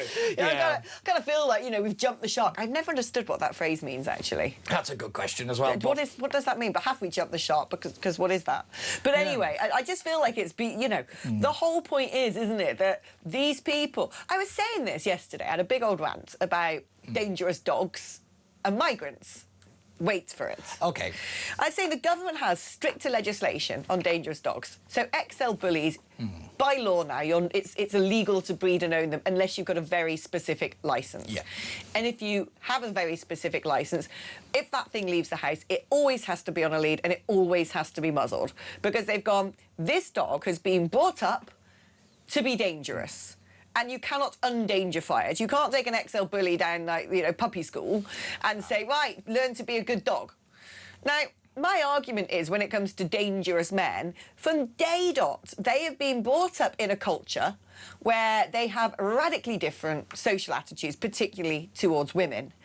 And in the same way that if I went over to, or I'm probably not a good example of this, but if I went over to Sudan, I'm not exactly going to enjoy wearing a burqa and genitally mutilating people. I'd be like, well, that's not really how I roll, if I'm honest. Yeah.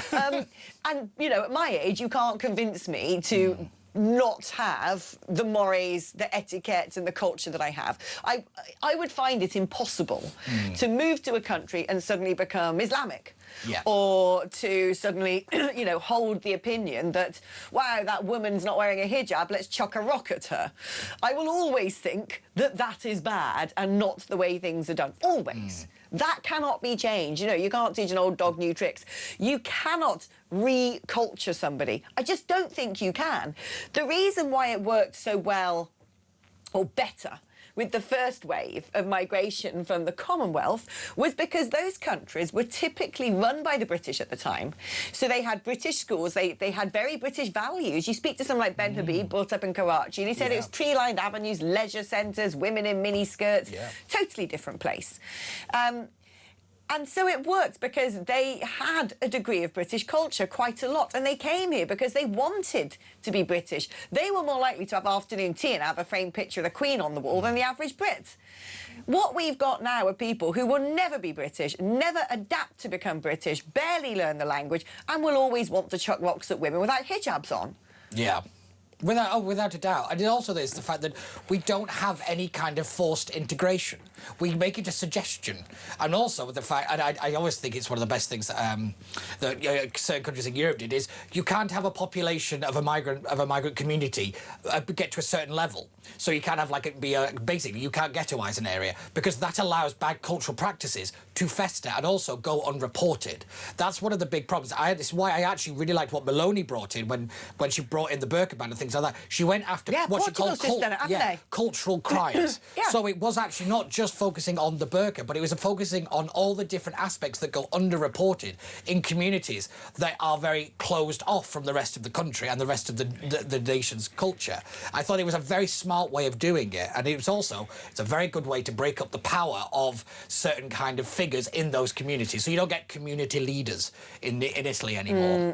I don't like the phrase community leader. No, France has been extremely good about just deporting people. It's like, what ECHR? Buff. Yes, exactly. You know, off you go, radical preacher. We don't want you in our parts anymore.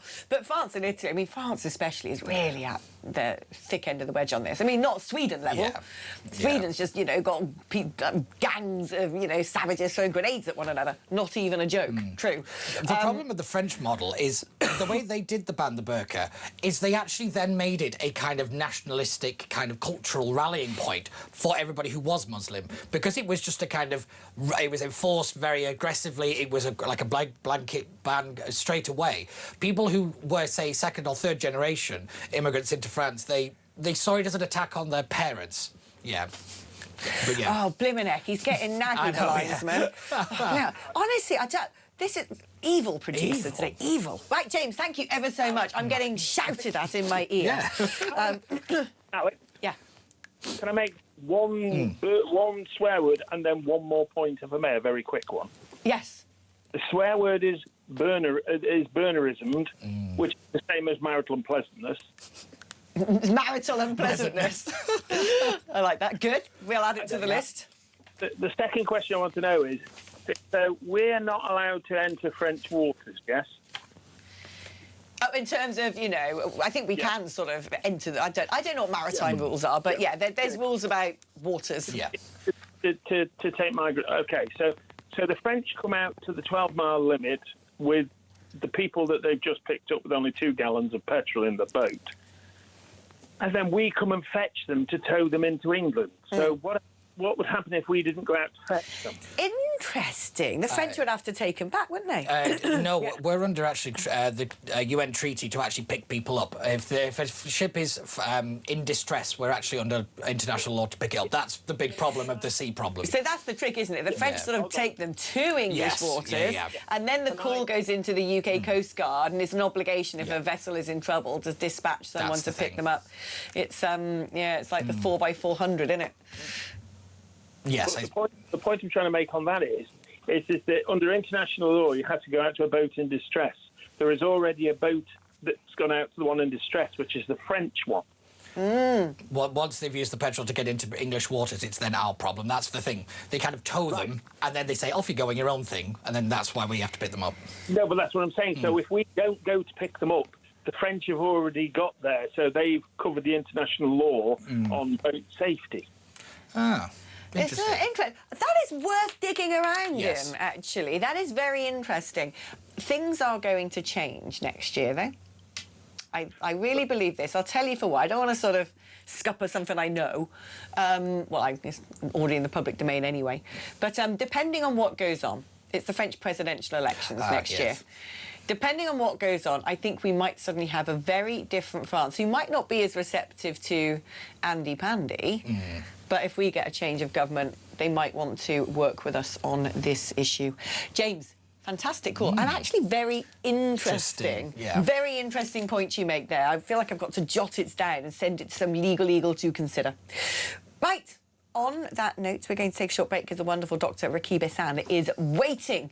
And I can't wait to speak to him because if anyone's going to be able to get into that pamphlet, it's the brilliance of Rakib Ehsan. If you want to add your voice to the chorus and give us a call a bit later in the show, send us a neologism that Ofcom hasn't banned yet, or anything else, quite frankly. The number is 03444 999 1000 on the blower. You can also send a WhatsApp to that or leave us a voice note on WhatsApp, a jingle. It's always a jingle. Basically, we love them.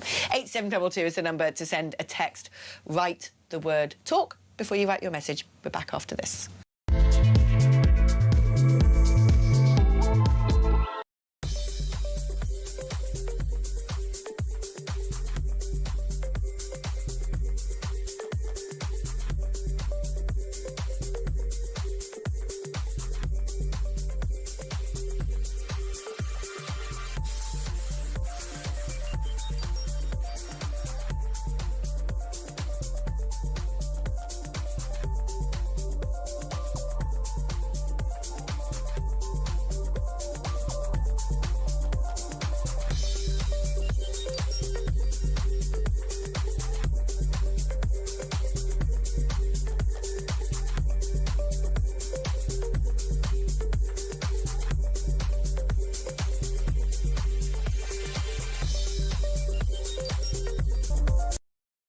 Across the UK, on DAB+, on YouTube, on your mobile, and on your side.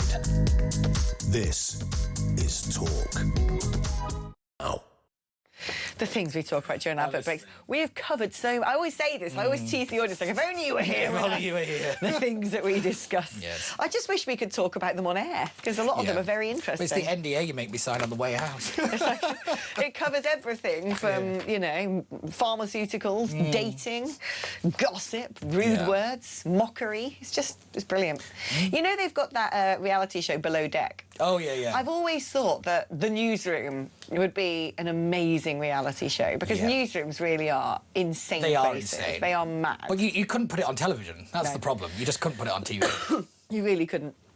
Anyway, what we can put on television, though, is Dr. Rakib Ehsan. Because we love him. He's Alex's mum's favourite. Rakib, my mum's in France, but I think she is watching because she sent me a message earlier going, nice dress. She always critiques my fashion, my mum. Guaranteed Leslie review on what I'm wearing that day. So no doubt I am about to get a message going, Rakib, my favourite. I'll wait for it. Anyway, how are you doing, my darling? I'm very well, Alex. How are you? I am not too bad, but, I mean, look, there's one topic of all the topics in the world that I just have to ask you about, and it is the pamphlet.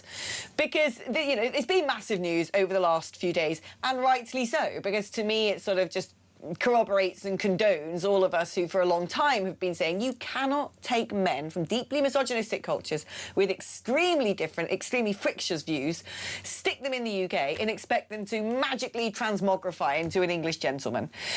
It's very difficult for some of us, especially on the right wing of politics, to try and have this conversation candidly for obvious reasons. So this is where I want to sort of, you know, get into more of the nitty-gritty with you, which is when we're looking at some of these men, new arrivals, and of course, you know, we can't turn this into mathematical empirical data because we never have information. But the point is this, to me, if you're born and bred in, you know, the backwaters of Syria, no amount of leaflets is going to switch your attitude. No, absolutely. And I think we're talking about misogynistic behaviours and attitudes which are deeply embedded. And I'm sorry to say a Home Office pamphlet is not quite going to cut it in terms of reversing such behaviours and attitudes which are decidedly anti-female. What I found especially alarming about the leaflet, Alex, was the language. The language was quite weak and timid. I'd say it was passive. We're talking about rape, domestic violence and child sexual abuse, and the kind of language used such as you could go to prison if you commit these crimes, or you may lose your asylum support. So for me, the language is not assertive at all. Yeah, I was going to say, it also seems to be couched in the framework of, we're trying to help you, which is weird. It's like, we're trying to help you, you know, potential rapist. You're our priority to make sure that your asylum claim goes okay. No, it's remarkable, and I think that when you're looking at illegal migration, when you talk about the prominent countries of origin such as Afghanistan, Sudan, Somalia, Eritrea, and Iran, you're talking about some of the most hostile cultural environments in the world when it comes to the rights and treatment of women and girls. And I think the reality is if you import a large number of undocumented, quite often younger, single, unattached males into the UK, you are ultimately undermining female public safety. My other take is this. I don't think it is a take. I think it is a fact. I've seen videos from TikTok where people traffickers are advertising their services using videos of scantily clad drunk women. I've seen videos put on TikTok by men who have crossed over to the UK and are sitting on Bournemouth Beach, you know, doing the old selfie, pointing, you know, their finger in the air, and they pan the camera around to women in bikinis. I've seen a video which Lee Anderson had filmed in Dover, which I said for ages that the man was saying, I want to come to the UK to do things with women. And I said months ago, there will be young men from these countries, because everyone's got a smartphone now. When you look at VPNs and where a huge amount of pornography is watched, it is no surprise that it's in countries that oppress women, so people don't have free relationships, so to speak. And I think that there's a cohort among those people crossing into the UK who are actually coming in order to attack women. No, absolutely. I think there's definitely a fair bit of truth in that, in my view. And I think, I'm sorry to say, Alex, we can look at certain nationalities, and I think this is the problem, that compared to other countries such as Denmark and the Netherlands, we don't have that culture of actually producing data, looking at certain crimes, who they're committed by, and based on what nationality. And I think that's something we need to move into that direction. But there is growing evidence that men, asylum seekers, in my view, illegal migrants originating from countries such as Afghanistan, there seems to be that correlation there in terms of committing sexual offences. It's almost like you hear it every other day, and that's no surprise, because there's something called the Georgetown Institute's Women, Peace and Security Index. 181 countries. It considers things like intimate partner violence, community safety, political rights, a variety of indicators. Afghanistan is ranked 181st out of 181 countries. And I think that says it all. It really does say it all. And the thing is, what we've got now is this sort of huge head of steam. Various things all happening at once. We've got the sort of mass migration crisis, with many of the men we're talking about coming from Muslim countries. We've got, at the same time, this huge push to create a definition of Islamophobia, when people are desperate to talk about this topic. And what we're seeing naturally, I think, as a consequence, explode on the right of politics, is now not just a situation where people are saying, well, we need to make sure that we're discerning when it comes to who we take from countries with different cultures, because, you know, a Pakistani surgeon is likely to be Western educated or share our values and all the rest of it, which is markedly different from someone who's a goat herd in the mountains. And so the surgeon will assimilate, the goat herd probably won't. But what we're now seeing on the right wing is, I would say, very dangerous black and whiteism on this, as in all Muslims evil and must go. And I suppose there's something playing out now, ever since this sort of creation, the genesis of Restore Britain, which I think is a Tory lab rat that's escaped and is now running riot online, boosted by algorithms. It is sort of creating a bit of a dilemma for the Conservatives and for Reform, how far that they wish to go in this debate. And there seems to be this sort of argument erupting now around Zia Yusuf. How do we now handle this? Because, you know, you bring in the Islamophobic definition, how does that stifle conversation? What should political parties be doing? Where do we pitch this? Where is the line? Where is the Overton window? What is fair and what is justified in our approach to how we accommodate or treat people from very different cultures? No, well, I think firstly, in terms of the Islamophobia definition, I've opposed that for many years, because I think that is a fundamental threat to freedom of expression and academic freedom as well. We need to be able to explore and investigate admittedly sensitive matters of immigration, integration and identity, and demographic change as well. That needs to be part of the conversation.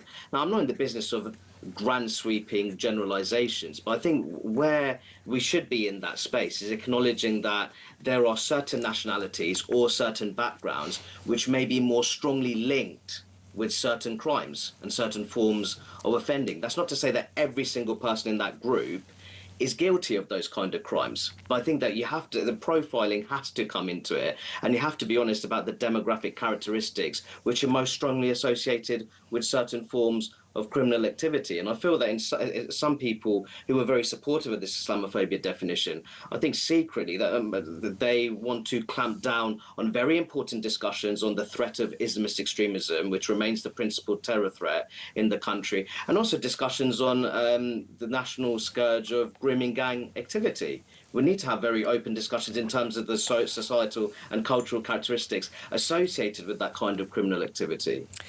How concerned are you about the rise of ethno-nationalism in politics? Because there are very open conversations happening online by a certain political party. This is where things change to me. You can have an abstract conversation about what is it to be English, you know, do you have to be white? That, to me, is an abstract, perfectly valid discussion to have. Indeed. Perfectly valid. But when it's a political party saying that this is what makes us unique, the important question is, well, what does that look like as policy? Because if you start building policy around ethno-nationalism, it ends up in a situation where if, you know, Rakib Hassan fell off his bike and broke his legs, Rakib Hassan's not getting medical care on the NHS, which is mad to me. It's mad. How worried are you about this rise? Because I've never seen it, really. We've always had bits of the BNP and this, that and the other. But I'm looking at what's going on, and I find it very portentous. I think it's harrowing. I think it's deeply troubling when you start having, you know, people believing, and more people believing, that this is a very legitimate argument to have because they've been ignored so long by the establishment that they're getting desperate.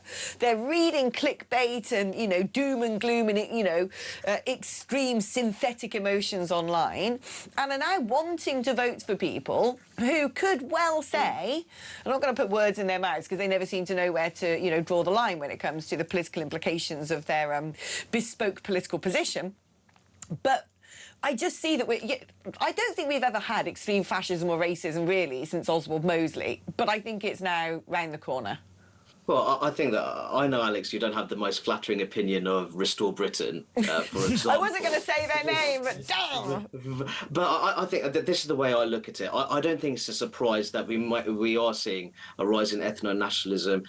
When you look at the current political and cultural climate that we have in the country, we've experienced astonishing levels of demographic change in recent times. Industrial scale immigration coming into the country, quite often from countries of origin which are culturally very different to mainstream British civic life.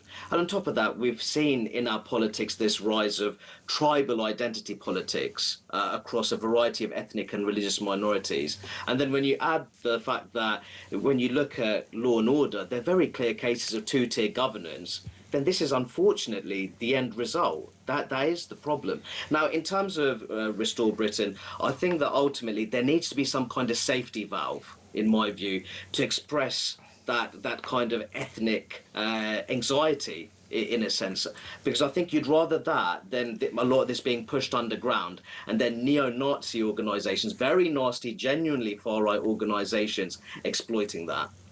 But how does it work if they can't sort of, you know, win seats? Or because this is my worry. You talk about the safety valve, and that's always the analogy I use. But the difficulty I have is, you know, the qualification for being in that party is to hate Farage, hate reform, and see them as the biggest issue. So if they can't then vote or see manifested in, and it's still unclear to me what ethno-national policy looks like. It's unclear to me that there isn't the safety valve because the democratic outlet has essentially been taken away because they've been set up from the beginning to think that only the most extreme form of that politics is viable, and anything below it is actually worse than the left wing. No, I think that's a fair point, and I do think that one of the problem with certain sections of the political right is that they're ultimately obsessed with Nigel Farage and Reform UK, and I think they're lacking in that political substance. But I think a good starting point is actually acknowledging the fact that there is an ethnic English identity, and many people are in denial over that. If truth be told, Alex, if ethnic minorities exist in the country, there has to be an ethnic majority. Yes. In order for them to exist. But this is it. I agree. I agree as an abstract concept or a conversational concept. But when a political party says this is what makes us uniquely different, we say that we're happy to say this out loud. Well, great. But then every time anyone, me, Julia Hartley-Burr, has said, what does that look like in a manifesto? No, because that is what matters. What does that look like in a manifesto? No, absolutely, and I think that's the discussion, and that's where they have to move forwards in terms of how does this look like in terms of genuine policy substance.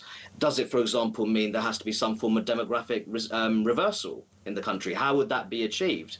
If there is that policy of mass deportations, who does get deported? Who qualifies for deportations? And they need to be very honest about that, and that needs to be very much part of the conversation, because I think that if there was any kind of ethno-nationalist movement, then demographic change, demographic security has to be a big part of their manifesto. And also needs to be part of their manifesto is, are there certain ethnic groups that qualify for certain services while other groups do not qualify for certain services? They need to be able to answer those questions. Otherwise, they are lacking in credibility in terms of having the basics of a policy agenda. Yeah, it is fascinating to me because you always end up in a situation of apartheid or Idi Amin, essentially. It's very difficult, I think, you know, and this is a riddle. It's very difficult to draw a line when it comes to, if you're framing things through ethno-nationalism, how that is then affected. Rakib, it's been wonderful having you on, as per usual. Let's see if my mum's tuned in. Well, she's not sent her message yet. Oh, she will do in about an hour. She's probably a bit delayed in France, and I'll get, Rakib, my favourite, in you know, about 1:30 today. But thank you ever so much, Mr. Essam. Right, let us go straight to break, because after that, we're going to have some more calls and messages.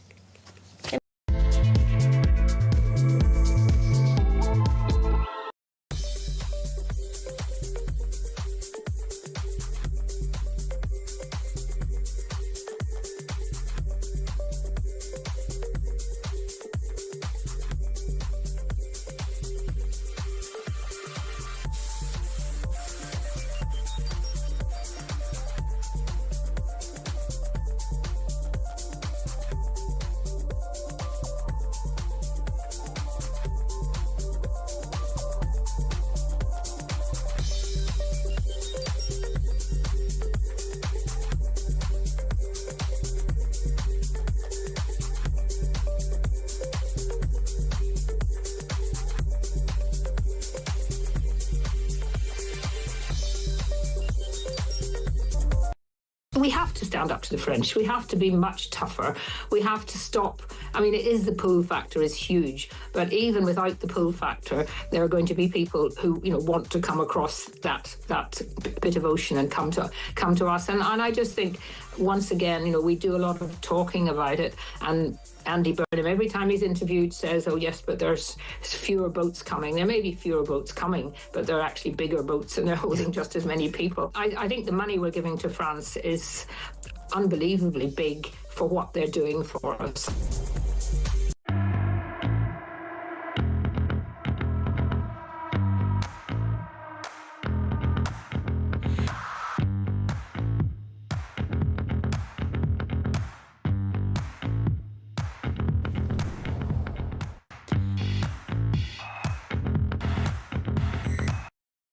Across the UK, on DAB+, on YouTube, on your mobile, and on your side. This is Talk. Live on Talk, Alex and Peter being bamboozled by questions. I love that, but it is now outdated since we've just dropped that quiz. I was going to say, Are we supposed to bring should we bring the quiz back by popular, Tech loved it. Techop's nodding because he got to press a linesman, this is your first time of producing this show. You don't get a vote. No. The audience get a vote. Do you miss the quiz? That's what I want to know. Are you missing the... Well, we know Techop he had that queued up. He loves... It's like a kid with one of those wooden glockenspiels. He just can't help himself. He's all over the buttons and the sound effects. So, you know, just to keep Techop happy...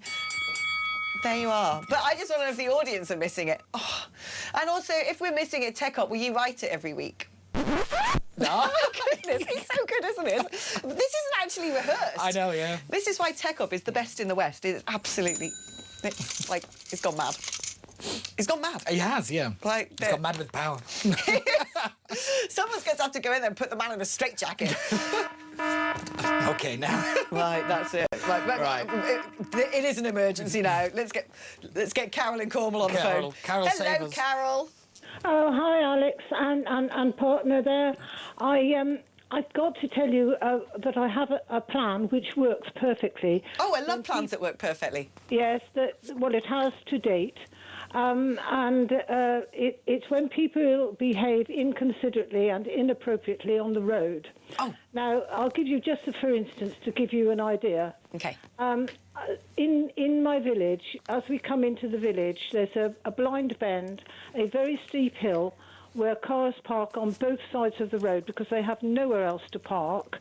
So as you come up the hill, it's a single track space. Yeah.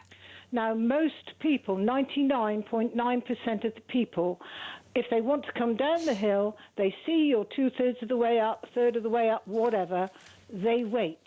Yeah. So that they can then come down when you've passed by them. Yeah. But on 2 occasions, I have been coming 2/3 up that hill. Yeah. And someone will come right down, usually it's a man, I'm afraid to say, and they will just come down the hill. It's obvious I have nowhere to go. And you know, I've got a right of way because I'm on the way up and da-da-da-da. Yeah. And they just refuse to... So what did you do to solve this problem, Carol? Right, well, I have a newspaper which I keep on my passenger seat. Right. And so I take the newspaper out and I give it a shake and I lean it against my steering wheel and I start to read it. Oh, and you just park back up. Put the whole... Oh, I love Carol, that. I love that. That is so brilliantly, beautifully, Britishly passive-aggressive. The passive-aggressive. That is absolutely golden. And it has worked every single time. When they realise that I will stay there reading that newspaper until I become a skeleton. Yeah, we love it. Until I become a skeleton. Carol, thank you for your call. We love that. That is the way to deal with it. I think in future what I'm going to have to do is just sit on people's bags, basically. I think that's, you know, that's the equivalent, isn't it? You know, bag on seat on train. So is Alex's bottom. Right. On that lovely note, we're going to be taking a short break. But as per usual, last hour of the show, Steve Gill joins us next.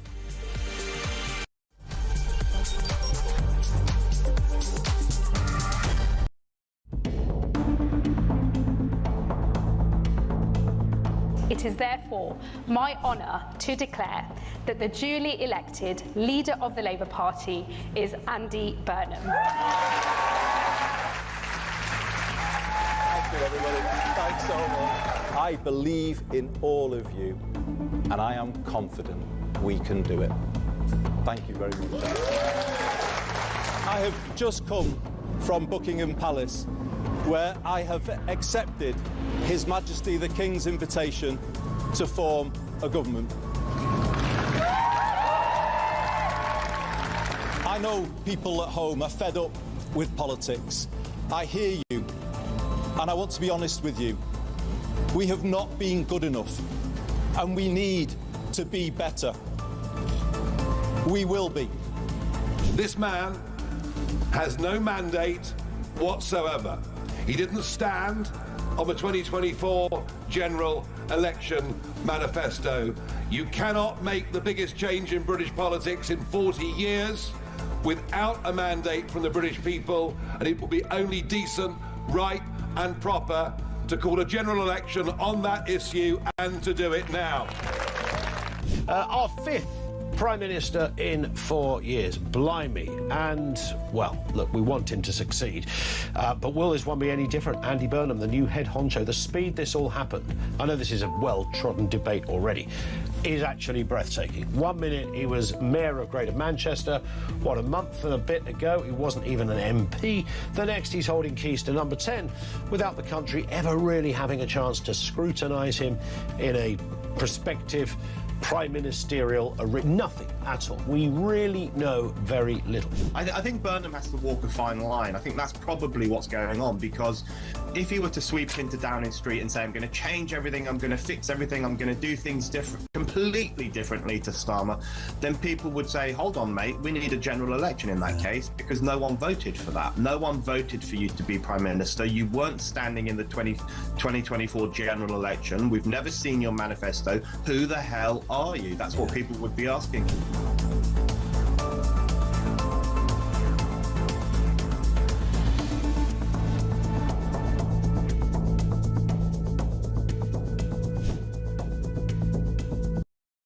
Across the UK, on DAB+, on YouTube, on your mobile, and on your side. This is Talk.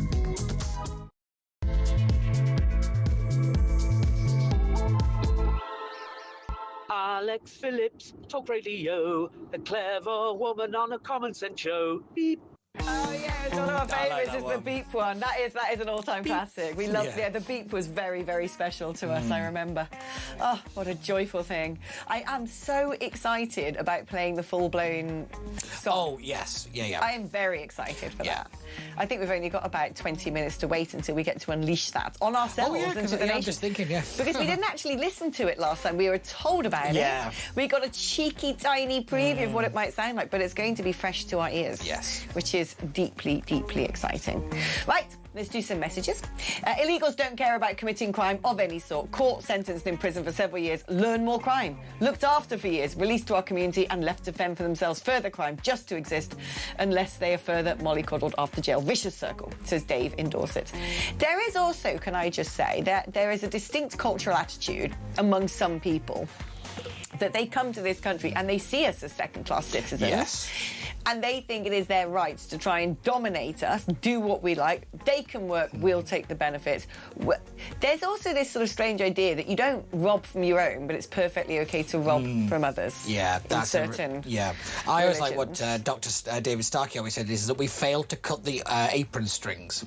In other words, people are still rooted back to their communities wherever they came from. And it's that idea that, as long as that exists, we are never going to have a true integration kind of policy or any kind of harmonious society, because if you've got one foot in one and one foot in the other, you can't integrate. Well, not just that. When we had the first sort of wave of immigration coming from, like the Windrush lot, coming from the Commonwealth, they didn't have emails, they didn't have Zoom calls, they couldn't come to the UK and basically just live like they lived at home. They couldn't. They had to just fully adapt to be like us. But now you could potentially move from, say, Pakistan to the UK, speak no English, buy all of your foods, even in the average supermarket, not even go to a specialist grocers, but, go down the ethnic aisle, down Tesco or whatever. So get all the foods you're used to, practice your religion at the local mosque. The entire street and neighbourhood is likely to be people from where you're from. You can stay in touch with all your relatives back at home, watch, television in Urdu on your, package, your TV package. You really don't have to do anything. Yeah, that's a really good point, actually. Yeah. The ease to which you can stay connected is one of the reasons that you don't integrate. That's actually a really good point. I've never thought of it that way, actually. Yeah, you can actually just live a completely authentic Pakistani existence in Britain, and increasingly from any other culture you can do that. I mean, interestingly, a lot of Chinatowns have done this for a long time. And yet that never rattles us. It doesn't wind us up that we have Chinatowns and people, in Chinatown have all the Chinese groceries and all the Chinese foods and all the rest of it. And I guess it doesn't rattle us too much because, although we do have a lot of the triad over here. Yes, we do. Yeah, go to Manchester. What is the difference here? I suppose it's because we don't have Chinese terrorism. I think that is a big factor. And also their kids do very well at school normally. Yeah. There's also the fact that the physical outlook of these, for example, the burqa is such a polarising thing because it is not in Western society. There is nothing in kind of Chinese culture or, Southeast Asian culture that, is visibly very different to what we are here. Right, so clothing. And that kind of thing. And also religion. Yes, and also the fact that even though it's on the other side of the world, it is still very, very Westernised. It if is. you know what I mean. Westernised, they've got humanoid robot Olympics. They're We're the way third ahead of world. us. Yeah. Like, we don't even, Yeah. like, But if it's you look at mad. places like South Korea or Japan, they're very American. Because of the influence of America there, you know, when they come to this country, it's basically not that much of a hop, skip and a jump for them. But as though if you're coming from somewhere like Iran, you know, it is radically different, and that's the big point. It goes back to your point on the first wave of people coming here, is that they were more British. But, they were coming from the British Empire. Yes, exactly. As it was. You know, and that's the thing, is it was easier to integrate if you already have the customs wherever you come from when you come here. There you go. David from Stonehenge says, please don't bring back the quizzes, I beg you. In my opinion, they're as popular as a turd in a public swimming pool. I love that phrase, by the way. For those who missed the quiz, but accepting that it requires a fair amount of time in its preparation and research, then as a compromise, perhaps it could be retained on a regular basis, but less frequently, fortnightly or monthly. There we go. Alex and Peter, couldn't we have fun facts instead? I can only answer a few of the questions because you pair of brain boxes. I do like a fun fact. So really, I don't think people miss the quiz. I'm sorry, TechOp. They don't miss the quiz. No. But you can still press the buttons anytime you like. Not as often. There you go. There you are. See, we keep them entertained. There you go. Right, drum roll. Have you got that one on your speed board? See, caught him out. So they're going to say drum roll. Let's introduce Mr. Steve Gill. That sounds ominous. I think that was a thunder roll, but there you are. There you know, crashing onto our screens like a bolt of thunder is the former White House official, regular Saturday guest, Mr. Steve Gill. OK, let us start, Steve. By the way, I missed the quiz only because I hated coming in and feeling so utterly stupid because Peter knew every freaking answer, and I didn't even know what half the stuff y'all were talking about was. You see? I don't get out much, Steve, so... I reckon you and I would be locked to a battle to death with Trivial Pursuit. Oh, God, don't. Oh, that would be fun. Yeah. Unless it's the British version and you start using words like loo and lift, and we went over that one morning, all the different words that you use versus our version. When I was in Florida, I scoured every single shop to try and find Trivial Pursuit because I love it. And I couldn't. And I didn't know if it existed in America or not, but now clearly it does. It must be a thing. Yes.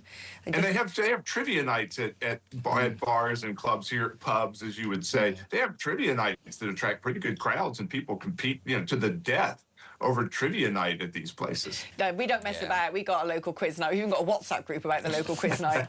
And there really is a battle to the death between Tri-Weekly and another team. Anyway, Tri-Weekly is the team I sometimes join on a rotating basis. OK, let us get on with news because there's a huge story emerging from America today, which is that TikTok has agreed to pay $400 million to the US to end a lawsuit alleging its platform violated children's privacy. But there is a similar thing now also being levelled against Meta. And yet, that's going on in America, and yet it seems to me any attempt for the UK, by the UK, to try and sort of balance the books between, say, online marketplaces like Amazon and saving our high street has been met with the wrath of Donald Trump and the threat of 100% tariffs. Talk to me about this lawsuit. You know, it's interesting because, you know, here in Nashville, TikTok just closed their Nashville office, just laid off, 1,000 or so people, just gave people literally a notice. If you were on your way to work, you got a text, hey, don't come in, we're closed. If you were there, they escorted you from the building with your stuff. So TikTok's having issues before these lawsuits started hitting. But again, I think the concern over kids with TikTok and Meta is valid. But the real question is how much time kids are spending with their face, dug into their phones, on whatever platform they're doing, whether it's Instagram, whether it's TikTok or anything else. That to me seems like the bigger issue, and that's more of a cultural and parent issue than the sort of games that TikTok, Meta, and others have played to make us come back for more and more, whether it's adults or whether it's kids, that we become so addicted to that, and they give all these reasons to, well, you just scroll one more time, just do this because they've got the ad space to sell. It's similar. I think we had talked a while back to the books that have come out highlighting how the big food industry, we hear about big pharma, now we got big tech, you got big food, that they put special ingredients in food so you can't just eat one chip. You got to come back and have another crisp, I think, as you would say. So you've got these groups, whether it's food, whether it's media, whether it's TikTok and Meta, that are literally intending to make their products more addictive. You see, Steve, I'm going to be honest with you. I think the 90s was peak civilization, and I think the world was far better before social media. Genuinely, I think social media is real-time rotting societies. I do. I think it's a very dangerous thing, and I don't think we're really talking about it yet. Well, it has rotted our cultural experiences with each other. I mean, think of the people. I know, look, you guys get text, I get comments on my social media. People who would never say that to me in person, mainly because I'm 6'4", 230 pounds, but they will say it behind the privacy of their keyboard, figuring, oh, I can say anything to anybody because they're anonymous, because they're separated. And you get these people who, you know, are gutless, that feel like they can say anything about public figures or anybody because they're hiding behind their keyboard. That's been another byproduct. And I'm going to level with you, Steve. I've got a bit of a problem with Donald Trump at the moment, which rarely happens. Normally, he's always pleasing to me. But I've got a bit of a problem because in the UK, there are certain things that we want to do to manage the more deleterious impacts of social media. And his instant reaction is, mess about with American social media companies and you're going to get 100% tariffs slapped on you. And I'd like to sit down in front of him and go, a lot of our drugs are being sold on things like, you know, cannabis gummies to little kids are being sold on Instagram. Human traffickers use platforms such as TikTok, although that is Chinese, of course, to peddle their wares and conduct illegal immigration. When you look at the huge influx of migrants who invaded Ceuta in Spain, or the enclave in northern Africa that belongs to Spain, it was all coordinated by Algerians on Facebook, by and large. You've also had this horrible situation with kids being made to be convinced that they're born in the wrong bodies, wanting puberty blockers, all of that rot. All of that lot was pushed to kids on platforms such as TikTok and Instagram. You got foreign states conducting psyops, interfering in politics on an industrial scale, trying to divide us by using, you know, over-promotion of things like BLM.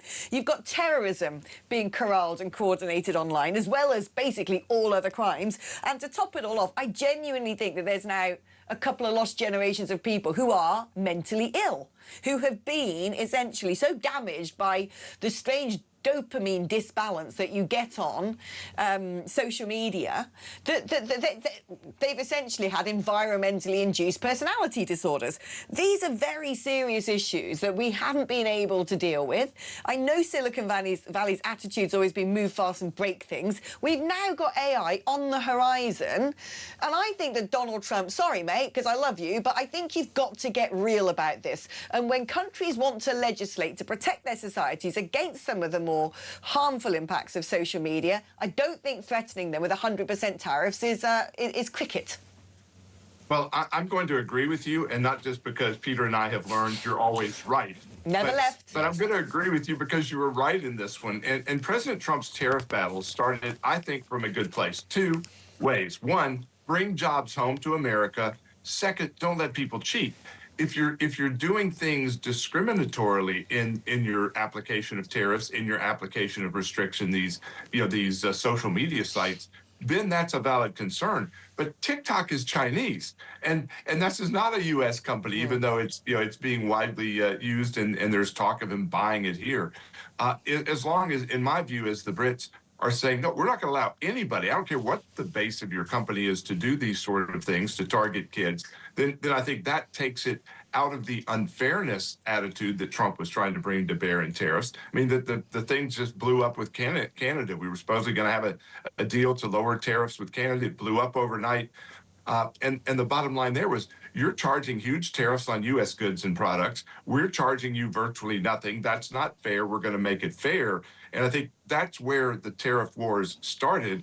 And I think Trump needs to get back to that as the basis foundation of what are you looking at? And I think with when you're looking at the social media platforms, when you're looking at tech, it ought to be the same thing. Are they discriminating intentionally against U.S. companies, U.S. tech companies, in a way that's not got a broader idea, like protecting culturally our kids? That to me seems like the distinction that they need to get back to. Yeah, I mean, my worry in all of this is very much that actually big tech runs everything. And I think Donald Trump knows that if he turns around and doesn't defend big tech, they could take him down. because that's that. I just think Silicon Valley runs the world, and I don't think we've really thought this through. Steve, thank you ever so much. We've got to let go of Steve Gill because we're on a tighter schedule today. But Steve should stay tuned in from America so we can hear the song. The song. Because that's what we've got to look forward to just after this break.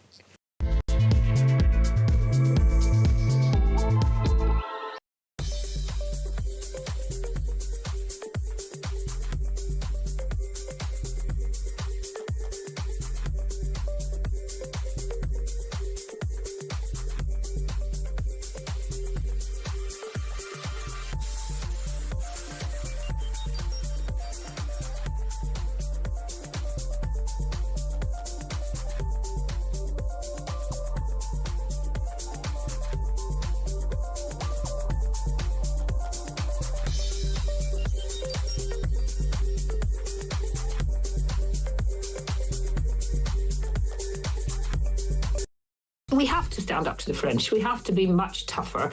We have to stop.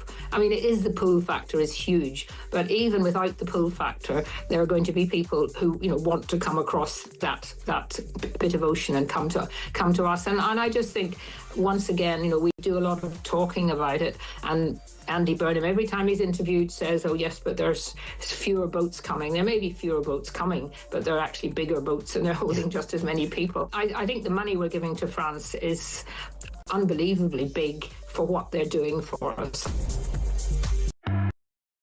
Across the UK, on DAB+, on YouTube, on your mobile, and on your side.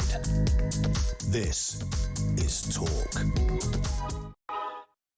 Alex Phillips tearing up the airwaves. Yo, yo, yo, yo, yo, yo, yo. That was amazing. That was amazing. I mean, not very detailed lyrics. No. But I really did like it. And I know exactly how that was made because over the summer, me and my mate sat outside, well, all of us sat outside the local pub. And for reasons I cannot even explain, we started writing a ukulele rap song. Good Lord. There's not a lot to do in Gloucester, is there? Good. I don't live in Gloucester, I know, but lots to do. There's lots to do over there. But no, we started writing a ukulele rap song called Hot Girl Summer. And it sounds that, I then stuck it. We sort of wrote all these words and I put it into one of these AI make your own music machines. And it sounded rather like that. Right. Very similar sort of beat. The voice was so... Oh, yeah. Oh, good Lord. Yo. You're driving around in your courtesy car. Not that thing. Honestly, I cannot cope with courtesy cars. Did I send you a photo of that courtesy car? Oh my God. I'm glad to say the normal car is back from the garage. Took a month. That's incredible. Because the insurance were like, well, change a bolt. And I'm like, it was a big car crash. And the garage is like, no, we need to do the entire suspension. Like, well, stick a few bits in and see if it works. So the garage stuck a few bits in, did all the tests and said to the insurance company, no, don't work. And they're like, well, stick a few more bits in. I'm like, can the garage just tell you what needs to be done? Why does it have to be this protracted negotiation? So for 1 month, I had this tiny little Nissan Micra, and on the side was all the advertising for the repair centre, which was basically like, crashed your car, ? Fixed.com. It was like wearing a dunce's hat. It was really the equivalent of a walk of shame. It was. It was a car that said, I've crashed my car, so now I'm only allowed to drive this. Yes, yeah. But I hadn't crashed my car. Someone had crashed into me. That's the funniest bit about it. Oh, it was horrible. Yeah. I just, honestly, it was... By the end of it, though, I started to get slightly attached to it. I mean, you can see that thing from outer space. That's called Stockholm Syndrome. I'd come out of Tesco, the supermarket car park, oh, yeah, there it is, with its fluorescent lettering. At least you can find it. Yeah, I can see my car. Don't you worry about that. I know where that thing is. What I'd have to do is I'd come out, see my car immediately, and I'd have to wait until, 10:10 at night, so every other car wasn't in the car park. I got in it and drove off. up, making a run for it. It wasn't great. What a funny old show we've had, eh? It's been absolutely delightful. I think when it comes to all of our offerings of potential swear words, Prona, clatterflang, I do like Monsibius, but not to be a swear word. I do like it. Privet, I'm not sure about that one because that's a hedge. Flaffic. Don't mind Flaffic. It's all right. But Scumper. Scumper. I mean, it rolls off the tongue. Absolute Scumper. Yeah. Yeah. Yeah, It's I there. like that one. I think that so far is going to be the official Saturday swear word. Let's do a few messages and then we're going to build up to the moment song. where we get to play the song. Michelle has said, people are coming to live here of what they perceive as second-class citizens in our own homeland, hurt us and take over. That is what a lot of them want. They say it openly, but it's never been reported on. That's why people have had enough, as it's becoming very noticeable. Good old Joanna in Salisbury has said, I'm with Carol with the newspaper. Something similar happened to me, and a driver in the vehicle behind the obstructing vehicle walked past it down the hill and asked me to move. I peered over my glasses and he realised I wasn't going to, walked back up the hill, and you could see him negotiating with the man in the other vehicle who then reversed. Women, doesn't move. Oh my gosh, when I lived in Nairobi, I used to have to fix roundabouts. I'm not joking. So, they've got these people in Nairobi called askaris who sort of, I don't really know what they do. Yeah. They stand and, they're like security guards. Oh, right, OK. But, and this is what I'm talking about. When you import certain cultures, you're not importing Britishness. In Nairobi, you get to a roundabout, and instead of doing the whole, let's wait and see what's coming to the right-hand side before entering the roundabout, everyone just wants to push onto the roundabout simultaneously at rush hour. And what you end up with is a car pointing that direction, another car pointing sort of at a 90-degree angle, one pointing at a 90-degree... And it becomes like some mad Jenga. Yes. And it gets to the stage where you have to get out of your car. Everyone's beeping and honking, and I'm trying to get by, and that one would have to reverse, but he can't reverse because someone's put up behind him. And I used to have to get out of my car and actively sort of coordinate it and be like, right, if you go over there, what are you doing? Get back there. I've lived in these places. I know what we're letting into them. I love Kenya, right? And I loved living in Nairobi. But they don't do roundabouts. No. Like, most of them don't do queuing, and some countries do a lot of rape. Yes. I mean, I think that's rather... I mean, it's quite the jump from the roundabouts to rape, but there you go. I mean, I think you're perfectly right, though. This is the big point about, you know, there are cultural differences. You know, this kind of one world kind of world that these people have. It's nonsense. It's absolute nonsense. And just basic history proves that this idea just doesn't work. But, you know, this is what happens when you don't have these things called borders. Hey, we've got a message from the wonderful Christian, the undercover migrant. Oh, right. You know wonderful Christian? Yes. Yeah. He says one reason Border Force pick up migrants halfway across, even when they're not in distress, is to stop uncontrolled landings.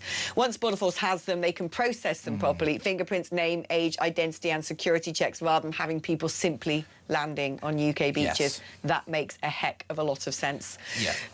Alex from Solihull. Don't know if it's a boy Alex or a girl one. Girl ones are better, obviously. There was a newsroom on TV, Drop the Dead Donkey. I remember that. Sally Phillips was in it, which is also the name of my stepsister. There you are. Alex says, Betty says, below deck, the most unlikely people on the planet to work on or charter a private yacht. I've never seen... I don't do reality TV, but I do think reality TV in this place would be... Yeah, it would be something. It would be something. Yeah. I'd watch it. Well, I don't have to because I live it. Yeah. Right, anyway, we do reality. have the song. Oh, here we go. Hey, the song's by Merv. Our Merv. Love Merv. Oh, man. Well, I can't wait for this now. Now I know the song's by Merv. This is... I've got a whole new level of appreciation. Let's hear it, shall we? Here we go. Summertime and the listening is easy. Alex is shouting and the ranting is high. Oh, your outfit's cool, and yes, you're very nice looking, but the government's deluded, so don't you cry. Saturday morning, she is joined by Barnsey, and on Sunday, it's often Paul Cox. Then back to Monday, so it's back to the weekdays, so Alex is off to the country for a few pints of grog. Hope you like it, Alex Smith. That He's was got amazing. quite a good voice as well. I like an amazing voice, Yeah. very mellifluous. Also, fantastic word. I like the way that the listening is easy. Alex is ranting. Yes. I'm like, really? Do you want that as a sleep podcast? I was going to say, a white noise machine. Yeah, should I be pumped out with rainforest sounds? Yeah. Interesting. I think we'll leave that conversation there. We will have to leave that. But I also like the fact it covers both shows. It's sort of previewed tomorrow with Paul Cox as well, which is very exciting. I like that. Yeah. Well done, Merv. Well done, Merv. That is actually very, very honestly, good. I feel like Merv's related to me at this point. Merv is very, very Who's secretly Merv? I might be. Maybe that was me. I have got a bit of a cough. That was me in the early hours of this morning, Also, laying down that track. Isn't Merv the name of the depressed robot in Hitchhiker's Guide to the Galaxy? I don't know. I'm sure it is, yeah. Right, there you are. Note. We are going to wrap up the show, though, because we are going to be off air a little bit early today because football has landed, which I don't mind. It means I can go and have a little cheeky pint with lovely Barnsley and the crew behind the glass. Thank you to all of you who've worked hard on the show today, and thank you to you who've joined Barnsley and I and do so every week. And thank you if you're a newbie. I am back on air 10 till 1 tomorrow and Monday and Tuesday, but coming up now is Talk Sport. Stay tuned for all the latest action from the footy.